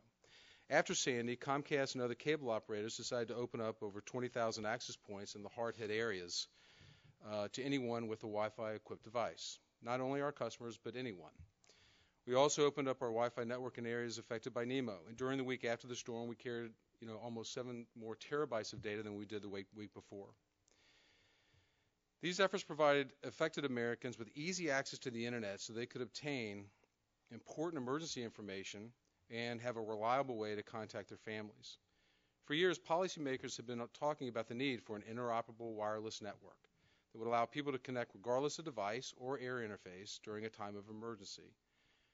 These discussions often focus on public safety and first responders, but citizens also benefit from access to the internet in an emergency.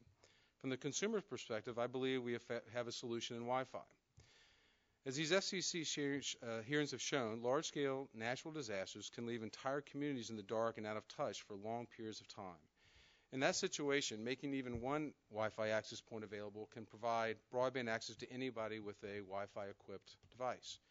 Getting a Wi-Fi access point online will have more impact than getting a cell site reestablished, because almost every consumer today is equipped with Wi-Fi, but not every consumer device can work on every cellular network.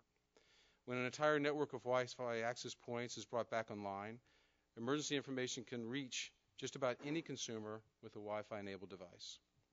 Therefore, policies that promote commercial deployment of Wi-Fi networks and that ensure that these networks have sufficient spectrum will allow us to be better prepared to provide communications following a disaster, ultimately accelerating the pace of recovery. Another lesson we have learned is that because of the limited access to spectrum, our Wi-Fi access points, once restored, are often overwhelmed with demand. Consumers have devices, and we have the access points up and running, but the unlicensed spectrum crunch limits the full effectiveness of the technology.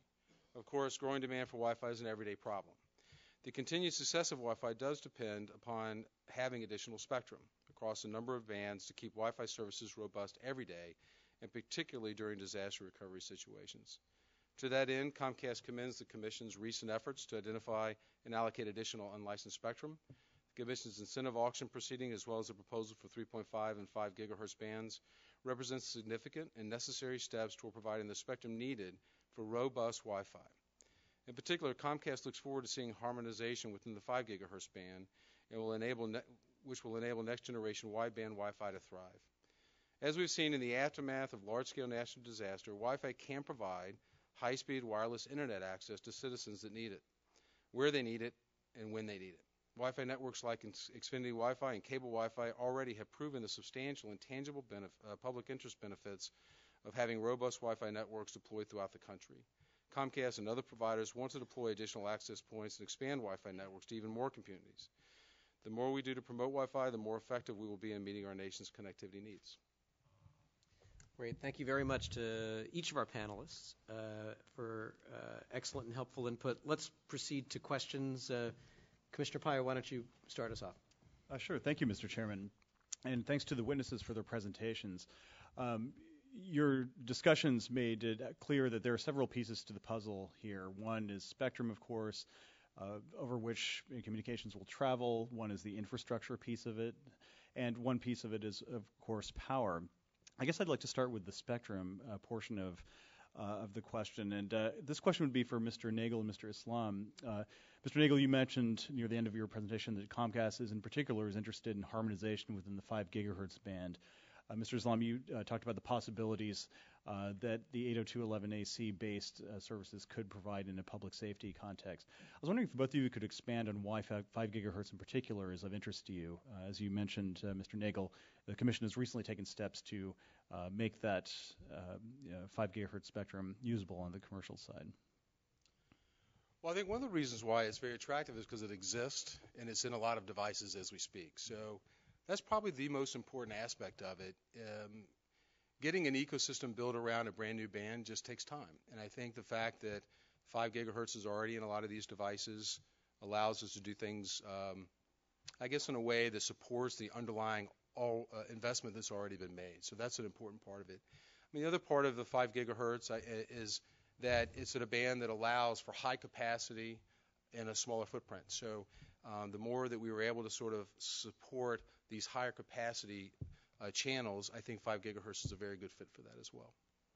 Yeah, from my perspective, I'd say that we see Wi-Fi as a very interesting way for us to provide indoor positioning solutions. So going to the higher bandwidth is also very useful for that. And so I think that's a natural progression and evolution for Wi-Fi. Mr. Noda, I had a question about your presentation. You discussed DOCOMO's use of large zone base stations following the earthquake, and I was wondering whether you think that the deployment of large zone base stations could enable the management of an increased amount of cell traffic after an emergency here in the United States as well, or whether it's unique to the topology of Japan in particular. Yes, so when we used such a large zone base station, so we sometimes based on the traffic volumes, but we have to introduce some kind of traffic access control for to save our networks at the same time. Yeah. Great. And I also understand that DOCOMO provided priority cellular subscriber contracts to local governments. I was wondering if you could amplify in more detail what the service provides and what the criteria is to obtain one of those contracts? Historically, telecommunication business law obliged us, all the cellular phone operators, our major telecommunication, even landline operators, to offer such a priority subscribers. And based on that law, we provide that kind of services. And technically, we follow the 3GPP standardization, for the access control. So we have several different class for each subscribers. So usually, normally, we provide a 0 to 9 class for normal subscriber. But for that priority subscribers, we offer the 12, 13, 14, that kind of super numbers that cannot be entitled to any traffic control. Okay. And before my time runs out, I want to make sure I tackle the power aspect of this as well. And Mr. Kamath, I was wondering if you could discuss some of the factors that you believe the carriers should take into account as they consider whether and how to establish backup power for their networks. Absolutely. So if you think about the technical requirements for backup power, fundamentally you have to have a system that is able to be operational for long periods of time without interruption, but also it has to be in readiness without a lot of maintenance costs and without a lot of work needed to keep it operational. So a backup solution has to be something that sits at a cell tower or at a switching station and not require a lot of maintenance and have a very long life at the same time as having a relatively low cost to being able to achieve that. And since I do have a little bit more time, if I could ask Mr. Aslan one more thing. Is there anything that you believe the FCC should do to facilitate a small cell deployment? We share your enthusiasm for a more textured, richer network architecture, and if there's anything from a regulatory perspective that we can do, we're all in favor of meeting that 1,000 times data challenge. Yeah, I think there's ongoing discussions, and so I think this is I think we're very, very enthusiastic about small cells. We think that's one of the only ways we're going to meet this tremendous challenge that we have with data services. Great. Thank you. Thank you, Mr. Chairman. Thank you. Let me start by building on that last question about small cells. We're facing this tremendous 1,000 times increase in mobile data traffic. We want to make sure that we create every incentive possible for small cells to be deployed to help us meet that demand. So I think I'm going to ask the inverse of Commissioner Pai's question. What policies are there out there that might be impediments to that kind of widespread deployment? Do any of them involve local zoning or land use ordinances? Yeah, I think I think this is an evolving area. As this evolves, there will be issues that come up, and I think we're right at the beginning of trying to understand some of these issues. So obviously, when you go into residences and all the indoor, so small cells definitely require not just outdoor deployments, but a lot of indoor deployments to be effective. And so I think we're just going to start understanding them as we sort of build those systems out. but for the early days right now. Well, you'll have to keep us posted. Let me ask a question about power. After Hurricane Katrina, some years later, the FCC tried to put in place a generic backup power rule for all wireless towers. I think it's fair to argue this rule was overbroad and a little simplistic, and eventually the Office of Management and Budget disallowed it. But here we are again, some years later, after Hurricane Sandy, and we saw in the affected areas that 1 in 4 wireless towers was out of service. And in fact, in those areas that were hardest hit, including some of the barrier islands off of New Jersey, that figure was significantly higher. So the question I have is, as a matter of policy or practice, what should we be doing now to make sure that we have reliable backup power where we need it? If you look at the technical requirements for what is necessary in those cases, certainly every carrier has to take a look at their own service territory and the way that they're providing cellular service, and make sure that they have sufficient number of towers to provide the communications that are required. It's very important to recognize that every tower has a different requirement for backup. There are some that are going to be more susceptible to problems than others. There are going to be some that are more accessible than others. If you have one that is in a particularly inaccessible area, it may be difficult to get diesel fuel to it, for instance, if you have a diesel generator, and it may be better served by a solar facility or something like that. On the other hand, if something is relatively close by to a major service area, then perhaps it's easier for the service provider to actually have a more conservative backup solution that does not have that you can refuel or do whatever you need to with. Essentially, making a one-size-fits-all rule for these is very difficult it's difficult from a technical standpoint to understand what the requirements would be that would allow you to institute one design for all service areas like that. So it would take it's probably better to have the service providers look at what they need to maintain their entire network and develop a plan on that basis. Could I just ask Mr. Noda to respond to the same? Tell us what you know or what you've learned regarding backup power in Japan. Yes, so particularly at the time of such disaster, preparation for the backup power, so portable generator or mobile generators that can be carried on the vehicle. So it's pretty important for quick restoration. So if we have a couple of days, so many areas can be in many areas we can regain that power supply in many cases. But for the immediately after the disaster, so we need to secure our communication by providing the backup emergency backup power. So by bringing our portable generator or portable mobile generators. While I have a little time left, I'm going to ask Mr. Islam a very quick question.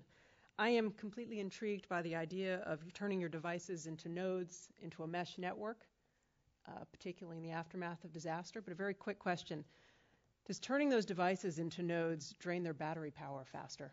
That's a very good question. I think in the way we've approached LTE Direct, that was one of the major design constraints that we had, and we think we have a good solution. So. Great. Thank you, Commissioner McDowell.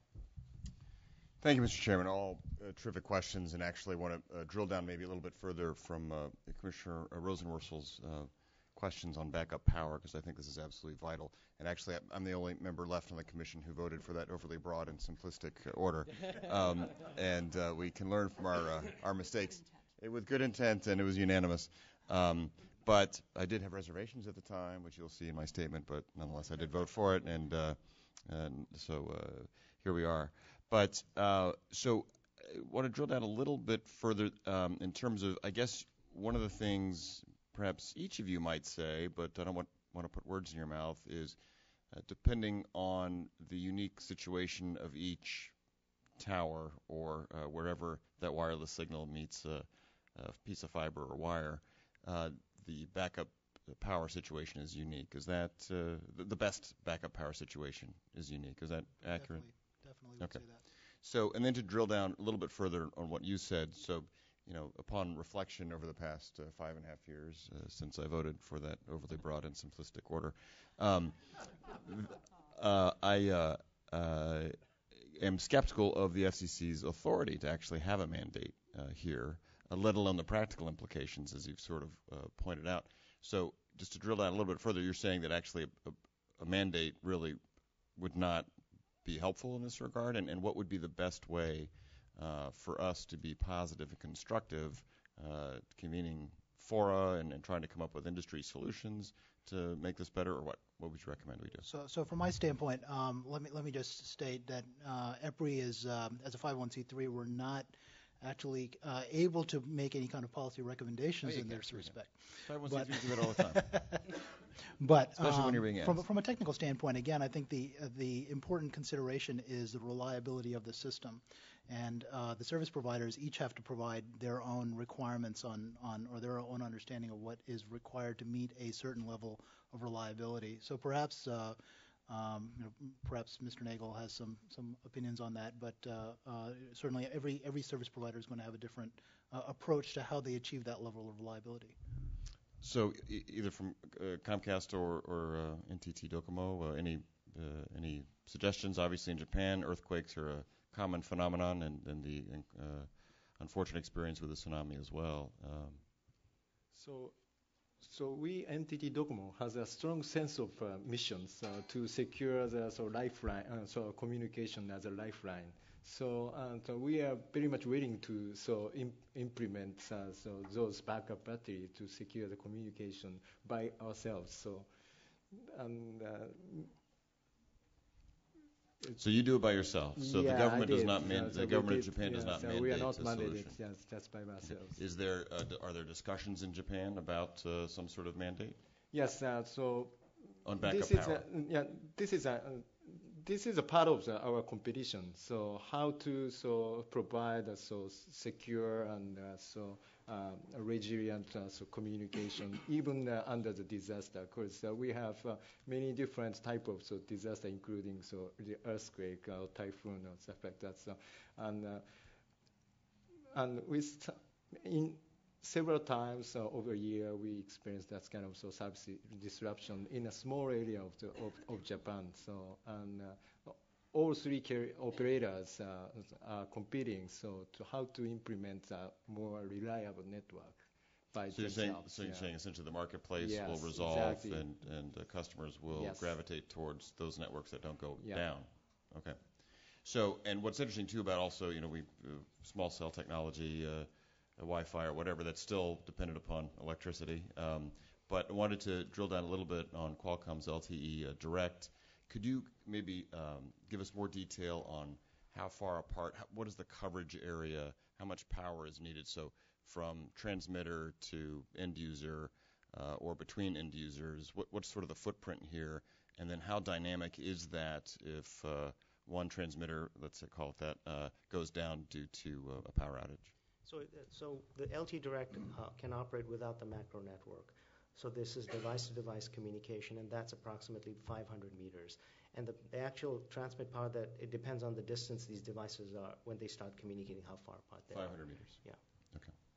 0 and 5, so it can be anywhere in that. From 0 to 5. Well, we hope it's more on the 500 than the 0. Yeah. So right. Right. Okay. Very good. All right. Very good, Mr. Chairman. In the observance of time, I have 5, 4, 3, 2. Okay. Now we're out of time. Thank you. Let me ask this, Mr. Sloan. Let me start with you. Different disasters put different pressures on communications networks. In the derecho last year in the D.C. area, in the earthquake in Japan, and I presume this would happen in an earthquake here, in the immediate aftermath, there's tremendous overload potential on communications networks, everyone at the same time calling friends and family, calling 911. And so let me ask you to address that. What are the steps that can be taken to increase the likelihood that immediately after a sudden disaster, the networks operate for people calling 911, for example.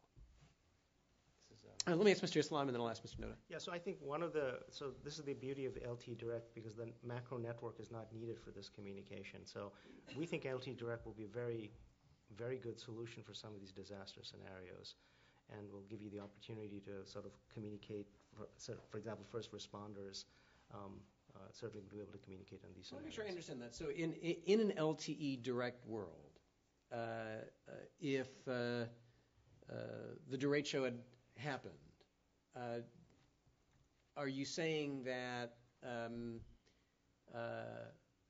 if people then called 911, it would be as if it was an ordinary time and people would be able to get through? No, so I think what I'm saying is that with LTE Direct, there is obviously a limited area in which you can communicate with peers, so within 500 meters sort of distance, and so that would be the sort of the range at which you could communicate. And so, Mr. Noda, maybe you can help on this too. What has been the thinking in Japan on this? How to handle that immediate period after a disaster when so many people are trying to use mobile to communicate with emergency services or family? So in the immediate aftermath, when we have a huge amount of traffic, so the voice communication, so that needs a simultaneous connection. So it's very difficult to handle, actually. And so as I explained in my statement, so we experienced 60 times traffic volume than usual. So, and that cannot be handled by our network. So, on the other hand, so packet transmission, so data communication spiked just 2.5%. And even all through the time of right after the great earthquake, we can communicate via email. So our email server can deliver our messages. So we strongly recommend users to use packet data transmission for their immediate communication after such big disaster. So let me build on that and ask the panel, what are steps that should be taken to help consumers understand, one, how to prepare most effectively for a disaster. Sometimes we know they're coming, like hurricanes, and what they should do immediately after a disaster, given some of these challenges. Mr. Noda, let me ask you, and then Mr. Nagel. Yes, it's somewhat difficult, but so we started providing voice guidance for sending a message to message board for the time of disaster. So to inform their families or relatives of their safety or of their place, of their whatever. So and because some of our customers are not accustomed to using data communications. So it is so difficult for them to use data communication only at the time of disaster. So we started providing voice guidance, so easily guides them to use that kind of communication methods. So that is yeah. Mr. Nagel? Yeah, I think the point that in an emergency, there's two types. One that is coming. It's a lot easier. So a great example was Sandy for us, where we were in the path of the storm, and the prognosticators got it right, and so we knew ahead of time there was going to be something bad. And so we actually decided before to open up the Wi-Fi network, and we used a series of communications just to try to get the word out, both to the governmental agencies, but also just through communications that we had. And it worked for us, because what happened is once we opened it up, we allow people who aren't our customers on each month anyway. But once we did that, we were getting I wrote it down, 8 times the sessions that we got the week before from these customers. We got 20 times the tonnage, 15 times the megabit per user.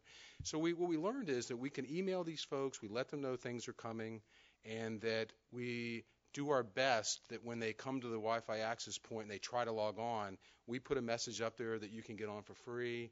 It's going to be for a while. And so that worked for us. The idea of a packet communication or data communication was very powerful because the voice networks do get overwhelmed. Let me ask you, Mr. Nagel, you did a very effective job of explaining the benefits of Wi-Fi during times of emergency, and I think we all appreciate that that's the case.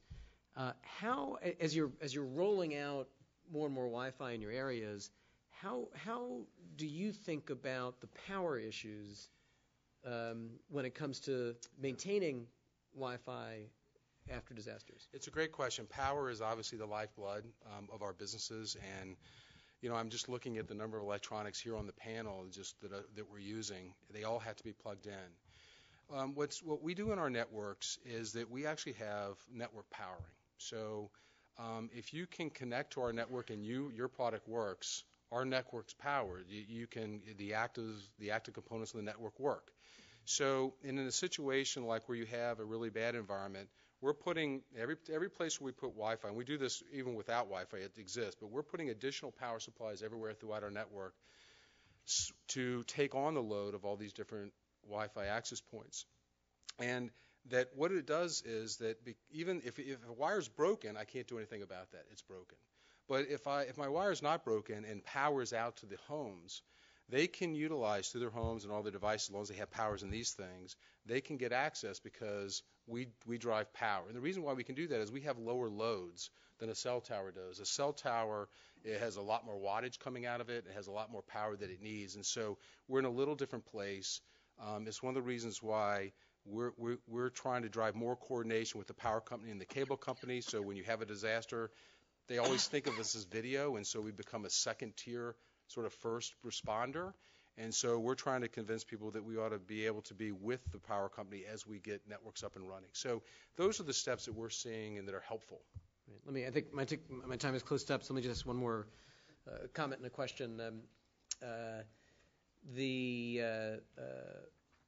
There's some of the input we've gotten is that a one-size-fits-all rule on backup power is likely to be both over and under-inclusive and has challenges. We heard a suggestion that relying on competition is one way to see networks compete with each other for resilient networks, and yet it's unclear how consumers can find out how different networks compare on their resiliency, and so in the absence of that, it's hard to know how that's a solution, and perhaps greater transparency is something that we can explore as a way to empower consumers and support more resilient networks. But let me just conclude with a question for Mr. Kamath. I pronounced it this way.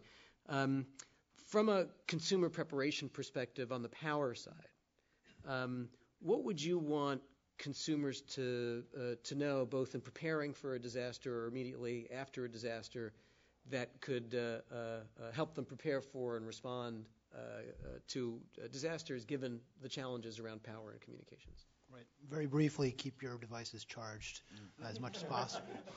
What we found in the aftermath of Sandy and the other disasters that have passed recently is that actually people have significant amounts of backup power in their backup devices, in their cell phones and in their laptops, and when they do, then they can keep their communications going for longer than they expected, as long as the network is up and running.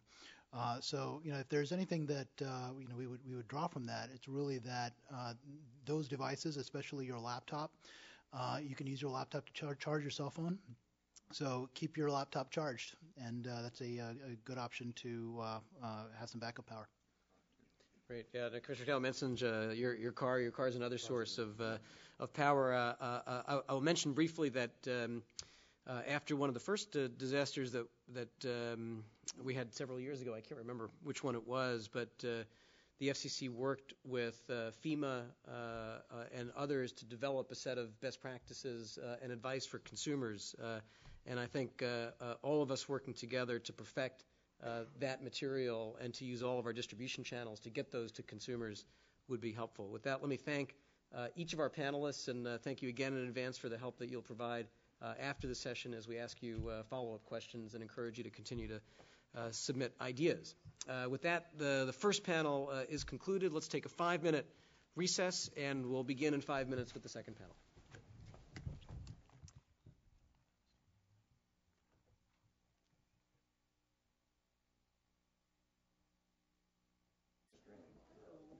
Are we live? You can hear me? Terrific. Welcome to our second panel. It's a panel on cool stuff and communication. And we have Alicia Johnson, who's the Resilience and Recovery Manager for the City of San Francisco Department of Emergency Management. Fred Wolins from Facebook, Public Policy Director there. Ari Gesher, who's Engineering Ambassador at Palantir Technologies. And George Chamales, did I pronounce that right? Principal at Rogue Genius LLC. So we'll follow the same procedure we followed for the first panel. We'll ask each of our panelists to do short opening statements, and then we'll have questions. We thank you each for participating. Ms. Johnson, please. Thank you. Good afternoon, Mr. Chairman and Commissioners. My name is Alicia Johnson, and I'm the Resilience and Recovery Manager for the San Francisco Department of Emergency Management. I have served with San Francisco for nearly 2 years, and previous to that, I worked in emergency management throughout the Intermountain West. It is a pleasure to speak before you today. We know social media and all forms of new media are not a passing fad. Social media and its usage are here to stay. News of Osama bin Laden's death, Beyonce's baby bump, Christopher Dorner's manifesto and his standoff, and most recently, the crash at the Daytona 500, which injured some 33 fans in the stands, have all spread by the use of social media and new media technologies. At one point, perhaps even a few months ago, we spoke of managing social media, but that is no longer true. For emergency managers worldwide, social media is a vital source of connection, which requires interaction and abiding trust with the audience. The river of information from any given event, be it earthquake, manhunt, or hurricane, is vast and requires more effective analysis. Currently, we lack capable tools to analyze the amount of data, cull for vital nuggets of information, and process it accordingly. As an emergency management agency, we desire to understand and communicate, but without analysis, much of what we do is only the tip of the iceberg. The San Francisco Department of Emergency Management believes that communicating preparedness on all levels is simply an opportunity to build a more resilient community. We aim to meet people where and when they are, and as such have developed SF72, our latest community resilience initiative. The thought behind SF72 is an open source, community-based capability. Contrary to many media portrayals, we know disasters, be they micro or macro, bring a community and a neighborhood together. SF72 hinges on that evidence. The premise of SF72 is something San Francisco Emergency Management has believed for many years. Preparedness is more than a kit. It is about the social mesh that we build every single day within our own communities. We believe that an empowered and connected community is more likely to survive a catastrophe. SF72 is but one tool in an ever-growing toolbox designed to reach across demographic, cultural, and technological barriers. While the focus today might be emerging and established technologies, we know that engaging the whole community involves reaching out to them with all methods of communication and conversation, be they traditional or emerging. Our aim, as noted, truly is to meet people where and when they are. From Twitter to church, the more actively we interact and engage with people, the more likely we are to build trust and influence change. Social media does not replace traditional tools. Rather, it enhances our ability to interact directly with a growing audience and amplify that message beyond existing boundaries. It is a tool that cannot be ignored. Indeed, it must be embraced. Recent events have taught us that, like a riptide, social media cannot be fought against. Survival and success hinges on going with the current and learning to operate with a new environment. I'm often told that San Francisco is on the cutting edge. but we have barely scratched the surface of the use of emerging technologies. There is much more to learn and many opportunities in the coming months and years to help influence our community to become more connected and more resilient from disaster. Thank you. Great. Thank you very much. Mr. Wolins? Thank you, Mr. Chairman, and thanks to the rest of the Commission for giving us an opportunity to speak about some of our efforts in this area. And I actually want to start the story back in January 2010, when a devastating earthquake struck Haiti, and the response in the days and weeks after underscored the internet, but more importantly, social media's critical role in connecting the world's population in times of tragedy. Facebook launched the Disaster Relief on Facebook page, where millions of people could educate themselves and find out how to help, not only in Haiti, but wherever a disaster and misfortune may strike. We want Disaster Relief on Facebook to serve as a collaborative resource for individuals, nonprofits, governments, and industry to raise awareness for those in need around the world and to play a pivotal role in disaster relief and preparedness. As such, Facebook is inviting relief organizations, government organizations, media partners, private industry to be part of this effort so we can all improve preparation for disasters and contribute to relief efforts and bring to the forefront the needs of the victims in moments of crisis. Facebook's mission is to give people the power to share and make the world more open and connected. Disaster Relief on Facebook seeks to harness the power of sharing to better prepare the world for disasters and provide resources to aid in the relief and recovery of communities. We have and will continue to better share knowledge and expertise, distribute information on disaster preparation, and contribute to the recovery and relief effort when disasters occur. By staying connected, we can all make a difference no matter where we are in the world. And while the disaster relief page launched in January 2010, following the Haiti earthquake, the movement on disaster relief actually predates this much more. Going all the way back to the Banda Aceh earthquake of 2004, we saw activity on the internet really blossom. And while much of this activity has originated from external stakeholders, there are several examples of Facebook disaster relief initiatives. First, Facebook Causes has been used by several NGOs to raise money for disaster relief and recovery missions, including the $100,000 raised by Oxfam America for the Help Earthquake Survivors in Haiti cause. A large part of the over $4 million raised in the weeks following the tragedy by over 20 different projects was also originated from Facebook and Facebook-related organizations. Facebook credits have been used to raise money for disaster relief, including the ability to buy water for Haiti, to buy a Water for Haiti charity gift through Oxfam America. Facebook Live segments have aired to help distribute relief messages, raise money, and provide live streams of events around the world. This includes the Hope for Haiti benefit. This is in addition to President Clinton's Facebook address instructing users how they can help with the Haiti relief effort, and the Haiti Today, Haiti Tomorrow Facebook Town Hall with UN Secretary Ban Ki-moon. Following the development by third-party developers, Facebook embedded the Haiti Earthquake Person Finder application on the Global Disaster Relief page, and this aided in helping to connect people both looking for loved ones and those loved ones who have been found. And it's not just Facebook. It's other nonprofits and other corporations that have been using the platform. The American Red Cross page alone has over 250,000 fans and delivers disaster news, has a blog, and allows for people to donate both money and blood and feature stories. There's been an effective use by government on Facebook. Government organizations include the U.S. Department of State, which have used their Facebook page to push information and provide resources for those in Haiti, Japan, Chile, and Christchurch following disasters in those areas. NOAA and FEMA both provide real-time updates on the Gulf Coast, real-time updates on the Gulf Coast oil spill, as well as providing resources for those in the affected areas. CNN's Impact Your World page gives users an opportunity to get informed about disasters and provides information on how to get involved. A particular note for the private corporations was Air New Zealand, which set up an Air New Zealand Christchurch quake support page in response to the devastating earthquake that struck the city of Christchurch, New Zealand. This page provided live updates and support for those affected. Moving forward, disaster response and mitigation will depend on the interoperability of technologies and the ability for stakeholders to communicate across a wider range of platforms. First responders, NGOs, and the public need technologies that can easily communicate with one another to ensure completeness of data and the reduction of latency as information traverses across different platforms. The pursuit of interoperability will also decrease the cost associated with recovery because it limits the need for multiple technologies and will hopefully produce a more complete picture of ground truths. Additionally, we believe that the success of future relief operations will be highly dependent upon stakeholders' ability to both push data out to people and pull data into systems that allow first responders and others to prioritize and deploy resources during a disaster.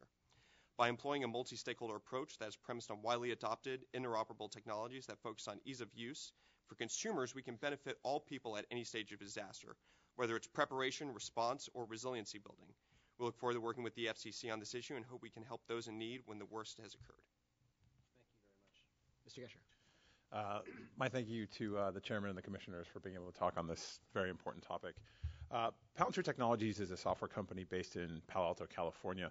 We design, build, and deploy Palantir's data fusion platform, software designed to integrate all available information about some problem out in the world and present it in a way that allows subject matter experts, the people who know the most about the data, about the real world that data represents, to intuitively and efficiently make a sense of a situation, collaborate, and figure out a course of action to remedy that situation. The software itself is an empty vessel suitable for a whole range of tasks. Many of our initial customers were in the military and civilian intelligence agencies, but we also provide software to commercial banks, local and federal law enforcement, big pharmaceutical companies, the Centers for Disease Control, and various other government agencies. We also do extensive work in cybersecurity. Our interest in disaster recovery has been ongoing for a number of years. Hurricane Sandy was the first true field test of our capabilities in this regard. To help with the response to Sandy, we partnered with two nonprofit organizations, Direct Relief International and Team Rubicon. Direct Relief is a provider of donated essential medical supplies to underserved populations and disaster victims. Team Rubicon is a veteran volunteer organization that deploys veterans to do the essential work of cleaning up when disaster strikes. In a disaster relief context, our data platform allows the rapid integration of data from many different sources into a coherent picture of the humanitarian side of disasters. Additionally, our smartphone client, Palantir Mobile, allows assets in the field to collaborate with back-office analysts using geospatial analysis to map out disasters in real time. In Hurricane Sandy, Direct Relief integrated information about power outages, storm tracks, pharmacy availability, and the location of at-risk populations to figure out where to pre-position and ship essential drugs and medical supplies after the hurricane and subsequent northeaster hit the New York City area. After the storm passed, Direct Relief sent teams to survey sites inside areas without power to assess the best way to distribute essential medical supplies. Their efforts have been extensively chronicled on their blog available on their website. Team Rubicon's model is to mobilize a large roster of veterans into the disaster zone. They essentially set up a forward operating base and coordinate the work of their volunteers to clean up after disaster. In the case of Sandy, this primarily consisted of removing sand and water from the basements of homes in Rockaway, Queens. A large tidal storm surge flooded that area as the hurricane made landfall, leaving the entire neighborhood awash. Team Rubicon has a lot of experience dealing with this sort of work, but this was the first time they attempted this sort of recovery work using Palantir software. Palantir sent 4 engineers into Rockaway with Team Rubicon. They brought laptops and smartphones loaded with our mobile software. The Palantir software was running on servers hosted in a data center far from the disaster. Essential to being able to leverage the software for Team Rubicon's operations was internet protocol connections to talk to the central server. This was accomplished using the data service on the smartphones and cellular modems to connect the laptops. Power was out in the entire region, so the laptops were powered using on-site gasoline generators and solar cells. The smartphone users used auxiliary batteries that could keep them running under heavy use all day. At night, the team would retreat to an area with grid power to make sure all the batteries were fully charged for the next day's operations. In the early phases of recovery, Team Rubicon sent out scout teams to assess damage and triage the response. Each team would head to a predetermined zone and walk from house to house, gathering information about the work that needed to be done and contact information for the residents of each home. These reports were relayed instantly via the mobile client, including imagery and geospatial information about the site. Also in the Team Rubicon Palantir instance was New York City's 311 repair service data, power outage information, citizen reports collected via web interface about work that needed to be done, as well as NOAA aerial overhead imagery taken to assess damage immediately after the storm passed. Citizen reports were mostly collected on-site at Team Rubicon's forward base of operations in a parking lot in the middle of Rockaway. Since the power was out, people could not submit reports from their normal internet connections. Wi-Fi, operated by Team Rubicon at the operations base, allowed volunteers to collect data on tablet computers and upload via the cell modems. What was the result of all this technology? It was, in a word, transformative. One lesson that's been learned over and over in disaster recovery circles is that there's usually enough equipment and supplies available. The challenge is figuring out how to quickly and efficiently use that material where it's most needed. This was especially apparent in some well-known cases following Hurricane Katrina. In American disaster relief, information is the scarce resource. In the interest of time, I'll cut a whole number of great anecdotes about how this actually changed things and cut to the chase. What do we think the FCC can do to help with these sort of efforts? The first is to establish, when you're in kind of a quality of service or priority of service situation to establish disaster recovery as a third category of communications behind first responders in priority. In a situation with limited bandwidth, disaster recovery should be prioritized above general communications, and relief organizations should be able to register for this priority access. We recognize this is a major structural shift in post-disaster communications and not something that can happen overnight. And something maybe a little simpler to do is work with carriers to coordinate with disaster relief organizations to figure out how to prioritize repairs and deploy assets like mobile cell towers or Wi-Fi trucks such that they contribute the most value to recovery operations. One suggestion would be to run a hotline where the disaster relief organizations can report their needs to a central authority rather than trying to get in touch with the right contacts at each of the various carriers. The last thing I'll leave you with, which is actually very exciting, what's come out of our prototyping work with this disaster response is actually a recent commitment that we made along with these disaster relief organizations to the Clinton Global Initiative to take our work and expand it into a platform that's going to be available to major metropolitan areas in the United States, working with Office of Emergency Management and that sort of thing to really revolutionize the way that we respond to these disasters. Thank you. Excellent. Thank you very much, Mr. Tremollis. Thanks a lot, Mr. Chairman. So my background is in computer security, and that requires that I maintain a certain amount of professional paranoia in everything that I do. And that's really effective when we start thinking about dealing with disasters, because what are disasters if not a time when a lot of worst-case scenarios are happening at once? Now, over the last couple of years, I found myself doing more and more work in the disaster response and crisis space. This began a couple of years back during the nationwide flooding in Pakistan, where we were able to put together a team to support folks on the ground who were crowdsourcing the location of flooded villages that had been completely cut off from the rest of the country and had their crops destroyed. We were able to distribute that information to an online team of volunteers all over the world, including a group here that came together at Carnegie Mellon and here at NASA Ames to identify where these were, actually literally put them on the map by tracking down this information. We used the same technology shortly thereafter during contested elections in Egypt and Sudan. It's really fantastic to be living in a country where the people that control the airwaves are on our side. In places like Sudan and Egypt, we had to deal with outages that were intentional, caused by the government restrictions that were put in place on mobile communications, and also targeted censorship of our online platforms. Most recently, worked with the United Nations during the early days of the Libyan revolution. When hostilities first broke out in Libya, the UN had very little insight into what was happening on the ground. And so they reached out to a group that I was working with and said, what can you see over social media? What's out there on the internet that we don't know about? We were able to put together a team and a system in 24 hours and begin collecting information, which was then passed on to response organizations. As a result, response agencies who were staging along the border with Egypt had a much better idea of what was happening right across the closed borders. They get a sense of the refugee populations and where they were pooling, so they could be prepared to respond better once those borders turned down. Now, working in places like Pakistan and Sudan and Libya, there's a lot of worst case scenarios. There's a lot of things that can go wrong. And I found myself able to square those concerns with my security background, because while there are challenges, we can deal with them. We can mitigate the threats. We can do things that enable these technologies to really have a major impact. And today I'd like to talk about three particular areas that I'm really excited to be a part of. The first is ubiquitous access to information. You've heard it talked about a couple of different points throughout the day. We're getting to the point where all the information that's been collected is shifted from being stored on paper, and now it's on computers, and then from computers onto computers and the internet. And that's great. It makes it really easy to access it. The challenge, though, is that those systems are distributed all over the internet. Here and there, nooks and crannies, and they're all in their own particular format. But the good thing is that to a computer, data is data. And we're moving towards a point where we'll have computer systems capable of ingesting any information in any kind of format and making it available to you immediately. And these systems, like the ones that Palantir built, are capable of doing this in a way that not only presents it to you, but presents it to you in a way that is customized specifically to what you need. And it can be further customized to the needs of a particular disaster that you're working in. So you won't find yourself in a position where you have to click through 35 different menus to find the information you want. We'll be able to modify the system to put a big red button right on the front page that you'll be able to click to get exactly what you need. And being able to get access to lots of information is really good. The next challenge, though, is when you have too much information. And that's where crowdsourced information processing comes in. What it gives us the ability to do is to be able to marshal surge capacity, to churn through this information to find the things that are particularly important to you.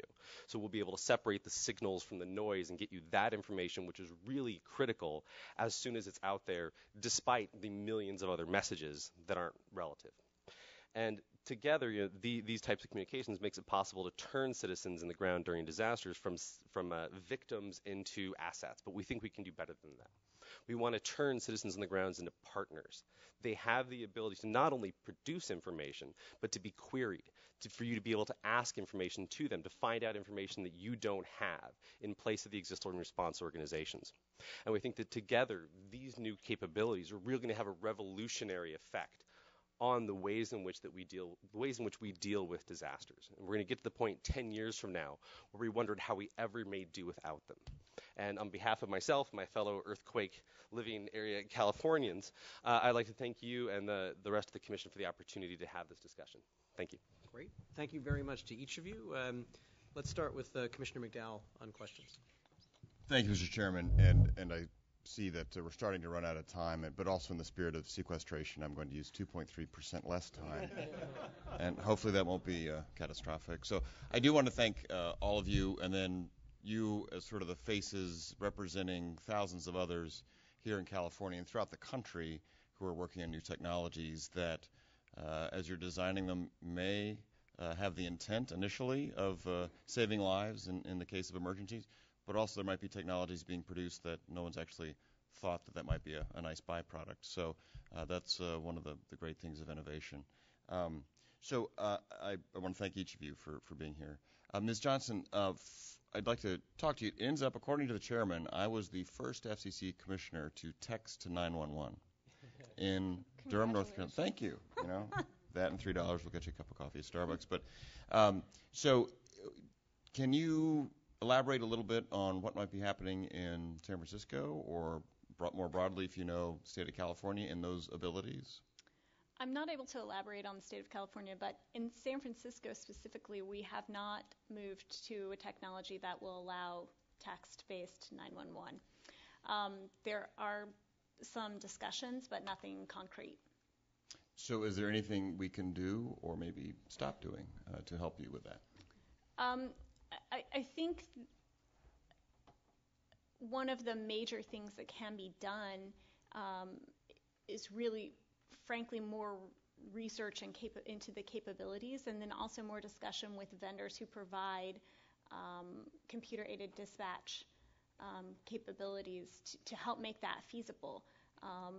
There's major concerns, not only in San Francisco but nationwide, about receiving text alerts and not being able to process those quickly enough or handily enough, and not getting enough real solid information as you would from a person-to-person phone call. And so I think some of those questions really need to be ironed out before any community signs on to text-based 911 wholeheartedly. Right, and as we've found, thanks to the chairman's leadership, that generationally there are people texting to 911 not knowing that it's not being answered. Yes.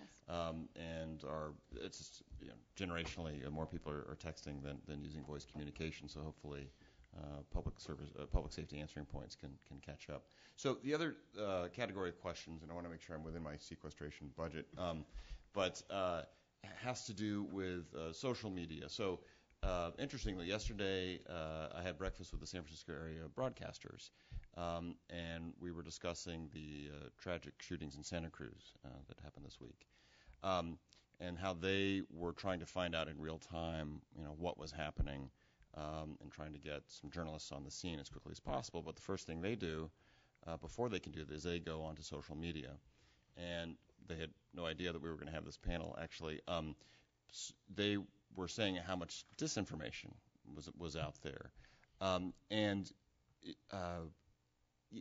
any suggestions as to how we can, sift through that? We certainly, at least from my perspective, don't want the government getting into your space to try to sift through that. But what can be done? That's people do rely on it. They're going to it could be any situation in the world, and initially there might be a lot of just bad information. And sometimes there's maybe a cybersecurity issue behind it. Maybe it's malicious, or most often it's not. It's just good-hearted people giving the wrong information. I think fortunately the solution actually lies within the problem. Whereas that there's such a busy marketplace of information out there that the marketplace itself actually can sort itself out. That while there is disinformation, we've really found that through our experience that the information that is the most useful and information that is true actually does bubble up to the top through social verification methods. And that by having this marketplace of allowing people to come together and not only submit what that information they have on hand, but also to collaborate and say, yes, this is something I experienced too, or just having feedback mechanisms in place where you can say, yes, that's something I've experienced, or it can be as lightweight as a like, right? Just if we're talking about Facebook in particular, and you really see the cream rising to the top, where the bits of information that are liked the most or that are collaborated on the most are the pieces that are the most true. And it's lucky that there's a feedback mechanism in place by having more and more people that collaborate and that work and produce this information, the more and more socially verifiable pieces you can pull out of it. So, I think that by promoting the crowdsourcing of technologies, you actually help the problem by asking for more of it almost. So I think it's useful to consider it like that. I'd also like to add that you can also reach back and call people and ask them. I think there's a tendency to look at all the information that's coming out and thinking that you have to just deal with that. You have the ability to proactively go out and find new information. So if you know from the information you've collected that there are 8 different people in that area, you can reach back and start talking to them directly. I mean, there's a number of different strategies you can take there as well, including something George was talking about with crowdsourced verification, where you can actually build up sort of pipelines of people who are willing to do this verification and find those extra sources. When you have a really big fire hose of information, you can assemble volunteers into some sort of human processing structure, which is usually the best way to get through figuring out separating the wheat from the chaff and what is true and what is misinformation. Very good. Well, with our reshuffling of the deck, Commissioner Rosenworcel is still in the middle, so sorry about that. Earlier this month, as you've probably heard, we held hearings in New York and New Jersey. And one of our witnesses in New Jersey was from the New York City Fire Department. It was a woman named Emily Rahimi. And she did some really extraordinary things. When service was out in New York, and by that I mean phone service, both traditional and wireless, and people weren't able to call 911, she sat as a warrior with her keyboard and took in Twitter messages and called 911 dispatch on her own. And 2 things struck me from that. First, she's an extraordinary hero, and she probably saved lives and ameliorated bad circumstances for a lot of people. But the second thing that struck me from it was, wow, that's awfully ad hoc. That's one great person sitting behind a keyboard in the middle of a disaster and having an extraordinary gut about the right thing to do. So what I'm wondering, and I guess I would ask anyone who cares to answer, is how do we take those processes, which today feel sort of ad hoc, and integrate them more broadly into our existing emergency infrastructure? I can go ahead and start with that. From our perspective as an emergency management department, when we activate for events and or disasters, because we activate regularly, we always have a social media section, not just a public information officer, but someone who sits at a keyboard and is monitoring various hashtags or various Facebook feeds or other media resources that might possibly provide us with some situational awareness, because we're often stuck in a room and not necessarily on the ground. And although we rely on radio traffic from our responders, we also feel that people who are using those social media tools are in a way able to provide us with additional situational awareness. And I think that's one of the key elements from an emergency operations perspective, is to recognize that that does exist and you cannot ignore it, and it can be used to your benefit. And then I think, as Ari alluded to before, and he could talk more about this, is enabling the crowd and the volunteer sources to really assist you in what you're looking for, and to help direct those individuals, whether they be in the same community or across the U.S. or across the world, to help facilitate your data collection. So one thing I would add, maybe from a technical perspective, is that it's important for people to engineer things for interoperability and improvisation. So one of the things that we ran into in not in the response phase but in the recovery phase was this notion of catastrophic success.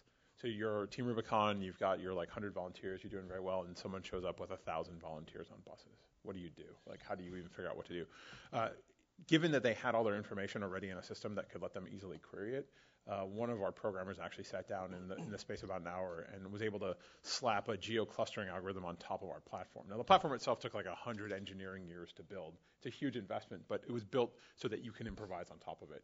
And so he was able to very quickly implement this thing that would look at all the available work orders, split it up into 6 major regions, and then split up these 350 volunteers out to go and do these different things. And without having that initial investment, and this is something Facebook's done a good job of in terms of building a platform, and Twitter has as well, in an extensible platform, you never know what you're going to run. I mean, the great thing about disasters, or the horrible thing about disasters, is that you actually have no idea what you're going to run into on the other side. There are these incredible inflection points of predictability. And so having all the pieces in place to be able to improvise on whatever the unique problems you run into that disaster, I think, is the most important thing to do.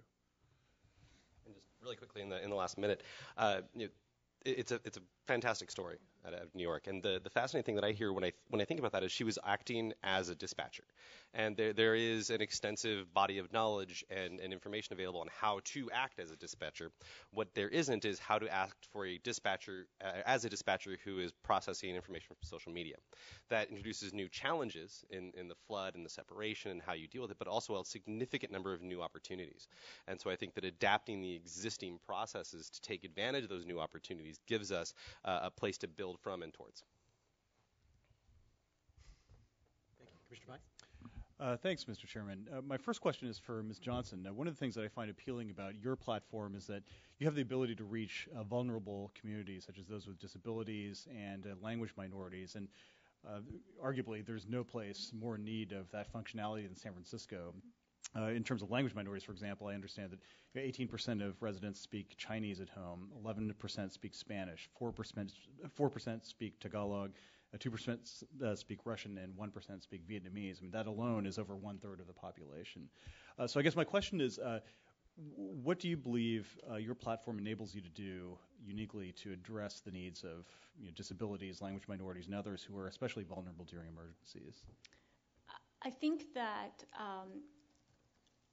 when we talk about the platform of SFDEM, there's far more than just SF72, which I mentioned today, which is primarily English-based, although we have additional languages to support that, and both online, mobile, and on paper form as well.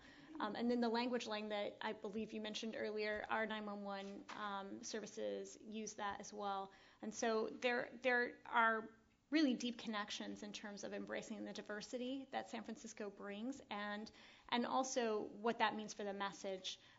For example, when we talk about things you may need to be comfortable during a disaster, to survive a disaster, if you're talking to a specific population, you may be using you may be asking them to acquire certain types of foods. Whereas if you were talking to an English-speaking population, you might use something like granola bars, and yet when you're talking to another culture, that might be something that they have no recollection of or even desire to eat. So I think there's an importance in recognizing that in that diversity comes strength, but it also requires an understanding and a sensitivity, both in the text messaging, the text-based messaging, but also in the interpersonal-based messaging that we communicate with those individuals and help them recognize that they are what gives the community their strength. Hey, Mr. Williams, I don't want to detract from the powerful platform that Facebook has as well. If you'd like to. Yeah, no, I actually. find that, it was an incredibly insightful point, and one thing that is worth noting is that online, people aren't really delineated by geography as much as they are delineated by languages, and online, at least one of the way that we think about it at Facebook is that we don't have U.S. users in as much as we have English users, and that when you sign on to Facebook, you choose what language you want to operate Facebook in, and then that's the language you get it in. And so we will whatever wall is in your language or poke, then you get it, and it can be in pirate, it can be in French, it can be in Spanish, it doesn't matter. And this also speaks to the crowdsourcing too, because Facebook isn't translated by Facebook employees by and large. We work on our Help Center content, but the actual all the text that you see on the site is done by volunteers all around the world who crowdsource the translations and go out. And so, there's no upper limit for the number of languages you can get Facebook in because they're constantly being translated. And I think there's over 75 or even more now. And when you go ahead and distribute disaster information, the geo boundaries are important because that does delineate what the intensity of the damage is, or where resources are in relationship to them. But just as importantly are the languages that somebody's receiving it in, and if that person has a disability and they're using assistive technologies. Technology really helps bridge that gap and does a lot of the work for you. So you don't need to think, oh, I need to be distributing Spanish-speaking materials over here or Russian-speaking materials over here. The user simply chooses how they want to consume that information and then does the hard work for you. And so it can really help leverage what's being done on your end and cut out a lot of the busy work with having to make those choices. So. Great. One question I had before my time is up. Mr. Chamalis, I was intrigued by something you said. Quite often we speak in this context about the scarcity of information during emergencies, but I'm intrigued by the surplus of information. I was wondering if you could amplify from a technical or other perspective how it is that you sift through information and provide information that's tailored to the particular user, just how that happens. Sure. One of the projects that we're just wrapping up with the U.S. Navy is a modular microtasking system. And the idea is you start off with a whole bunch of information, and then you put it into an assembly line. The first step in the assembly line is someone just taking a look at the information, deciding if it is useful at all. It's kind of a yes or no question. We've got it as simple as they just keep their fingers on the keyboard. Yes, no, yes, no, yes, no. Those can move on to any number of a series of modules. So there's a translation module, so we can have language speakers go through and translate it into whatever language we're dealing with. And the idea is that as it moves through each of these processes, the ones that take the longest amount of time, for example, geolocation, those are saved all the way towards the end. And we also have the ability in the future to be able to dynamically move things up and down the queue. So what we want to get to the point is where that person who's doing the filtering, if they come across something that's really important, they not only say yes, but they say, oh, really yes. They sign a flag on it, and that pops to the top of the queue. And the idea is that we can keep this running throughout a disaster to make sure that we're constantly filtering out the information we need. Great. My time is up. Thank you all, and thanks, Mr. Chairman. Great. Thank you. All of the different exciting opportunities that you've each talked about are vulnerable to the issues we were talking about chiefly on our first panel, which is the networks going down, not being available to consumers. One of the issues that we talked about in the first panel, I don't know if you were all here, but was the challenges of thinking about backup power given all the different elements of a communications grid. Different tower sites in different areas might have different backup needs depending on accessibility, et cetera. It's only getting more challenging with smaller cells, et cetera. And my question is, we have on this panel people who've spent a lot of time thinking about big data, analytics, and I'm wondering if any of you have any thoughts on ways that some of the new thinking in Silicon Valley, your companies represent them really well, can help the carriers figure out where and how to put resources to get backup power right. They see information every time there's any kind of outage. Do you have any thoughts on that? any of you? I don't. Several of you are nodding. Ari, why don't you go first? Sure. I was actually thinking about this when it came up on the first panel, and in the sort of the interplay between industry and policymakers, that I think the best high-level thing to do is actually just set up some kind of SLA that must be met during a disaster as much as possible, some sort of target, some service-level agreement for the carriers to say, look, you need to be able to handle this much voice traffic, this much data traffic in these priorities, and then let them figure it out sort of in the private sector what the right way to meet that is. I think too often, and we see this in big data, this comes up in terms of how you monitor computers, too much of a focus on the node. What do I need for this particular cell tower? What do I need for this site? And the real question is, what is the resiliency of the overall network? And if this tower goes down, it's fine, as long as there are other towers around that can support it. And so that really taking the holistic view of what the requirements are for a network in a disaster, understanding what can happen, like what does it mean if there's flooding, if there's high winds, if there's fire, and what do the failure modes look like? And let them do sort of big simulations and design about how the network can degrade gracefully but still function and support response and recovery operations. I think right along with that is just having a true understanding of the risk of the area in which that tower or set of towers remains. And by that I mean not just the in San Francisco or in the Bay Area we are at risk for fires, floods, earthquakes, etc., but also what that might look like for your infrastructure to get new pieces of infrastructure in or out. Do those roads work? Do you have electricity? Does the water work? How are you going to house your individuals when they come in? Those kind of things, looking at the cascading impacts of the risk.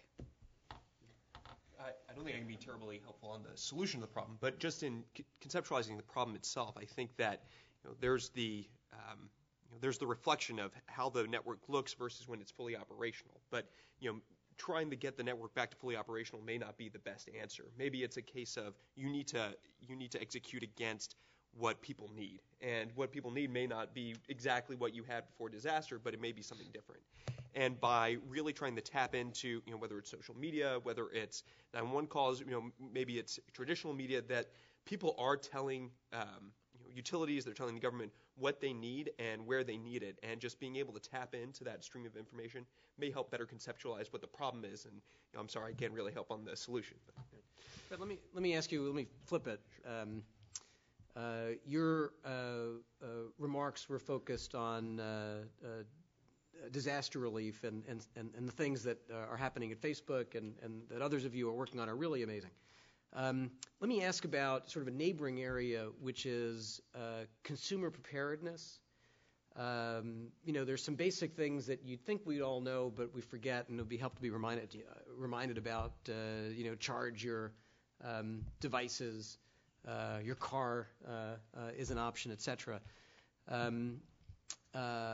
Is there more that can be done by carriers, state and local federal government agencies in thinking about Facebook and other social media to help educate consumers on how best to prepare themselves? Yeah, I think there's two interesting parts here. One is that it's important to have a plan, right? That's one thing we hear from FEMA, from DHS, is that it's important to have a plan. And part of the plan is making sure you have your kit, making sure where you meet people. But people are always on Facebook and they're on Twitter and they're on their phones, and a electronic plan is just as important as your physical plan, because that's where people are looking. And so I think one thing that can be useful is actually incorporating Facebook and Twitter and other consumer technologies that you're using every day as part of your emergency plan, because while text may not work, you may still be able to get on Wi-Fi and leave somebody a note on Facebook. And so knowing what to look for and who to look and who you're looking for it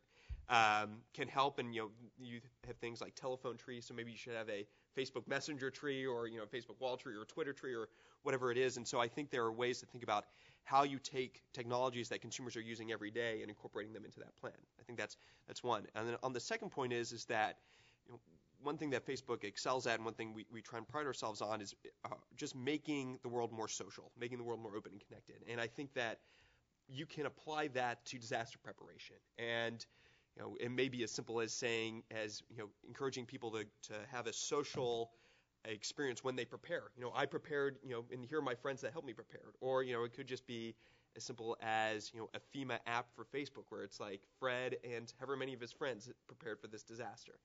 And that allows you to not only have it be very social, but you can also have very, very targeted. You can have somebody in Northern California preparing for an earthquake and somebody in Florida preparing for a tornado, but they do it together. And that can really help leverage, and you can do things like gamify, to use kind of a buzzword in the Valley, and you can make it, there's lots of different things you can leverage on the consumer side that makes preparation more palatable for people and make it as part of their everyday activity, which I don't think it is right now. Any other quick thoughts on consumer preparedness? Yeah, I mean, I think what we're seeing over time with social media is that people's attention is actually shifting from the public airwaves more to basically these privately controlled conduits.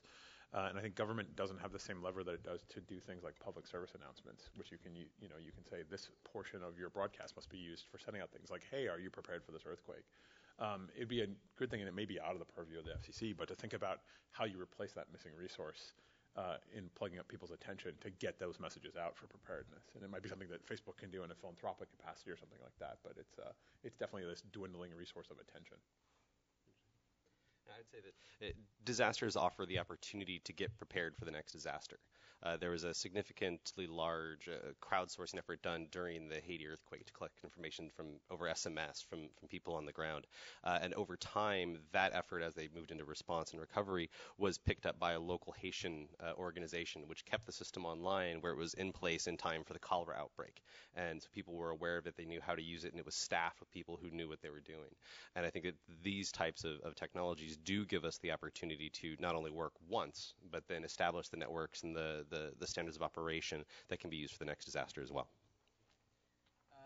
Well, listen, thank you. Our time is up. I want to thank the City of San Francisco for coming down here and participating in this, to each of you and your companies for setting aside the time to help us think through some of these issues. And let me thank each of my colleagues for participating and for excellent questions, and for everyone who helped bring this together. Thank you very much, and we are adjourned.